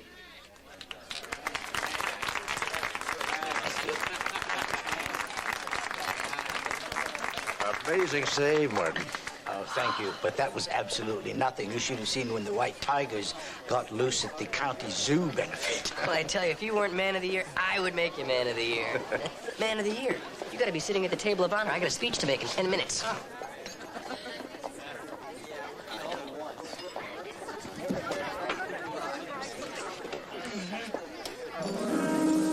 Don't touch that. I know it's very pretty, but it does have to go onto one's lap eventually. Not this one, Martin. Mr. Horn. A little problem with this napkin. Oh, it looks fine to me. Sharp points, firm body, tight base. Look at the other napkins on the table. Floppy points, flat bodies, loose base. This is ridiculous. I'm terribly sorry. Oh, don't be. Saved Mr. Galen's life. I don't understand. Jesse told me that you were allergic to peanuts. Yeah. This napkin's covered with a thin film of peanut oil. You touch this to your lips, you could go into anaphylactic shock. You going somewhere? I'm working a party, in case you hadn't noticed. Looks to me like you're trying to flee the scene of an attempted murder. Don't be ridiculous. This was the only neat napkin on the table because it's the only napkin on the table that you folded. You know, you were right. Someone was trying to pit you against one another, but it wasn't Martin Gaylord. Was it, Mr. Horn? You're basing this laughable accusation on a folded napkin? You know, you also worked at Willie's when the grill blew up, and you worked at Cynthia's when everybody got food poisoning. I work 100 parties a year. Besides, I got poisoned too, remember? Well, that is where you made your mistake. Now, what is it that every cater waiter does not do? Never eat until the last guest has left, and make sure all the linens and glasses have been repacked. That is the only way you could have been sick with the others. You ate before the guests left. Disgusting. Just to make sure that nobody suspected him of being involved in sabotage. Did you really think that I enjoyed being a waiter? No one in their right minds wants to do that their entire life. I had my dreams. To be an actor? A caterer. And I told you that, Martin. You promised to teach me, to take me into your company, and then when it was time to retire, all you said was, keep up the good work, Horn. Well, you could have gotten out on your own. How could I possibly compete against them without your help? I wanted to humiliate you, to ruin your reputations. I never thought that the salmonella would kill anybody. No one was supposed to get hurt. Up until Martin Gaylord came out of retirement, at least. Then you saw a one-time opportunity. You were going to kill him because you knew they would all be here. Who wouldn't have thought they killed him after the stunts they pulled? You'd be the only one left in business who trained under Martin Gaylord.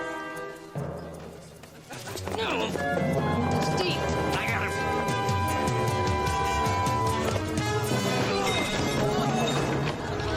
Now this is what I call a party. Boy, it sure was. How are you going to top this one next year? Next year? Yeah.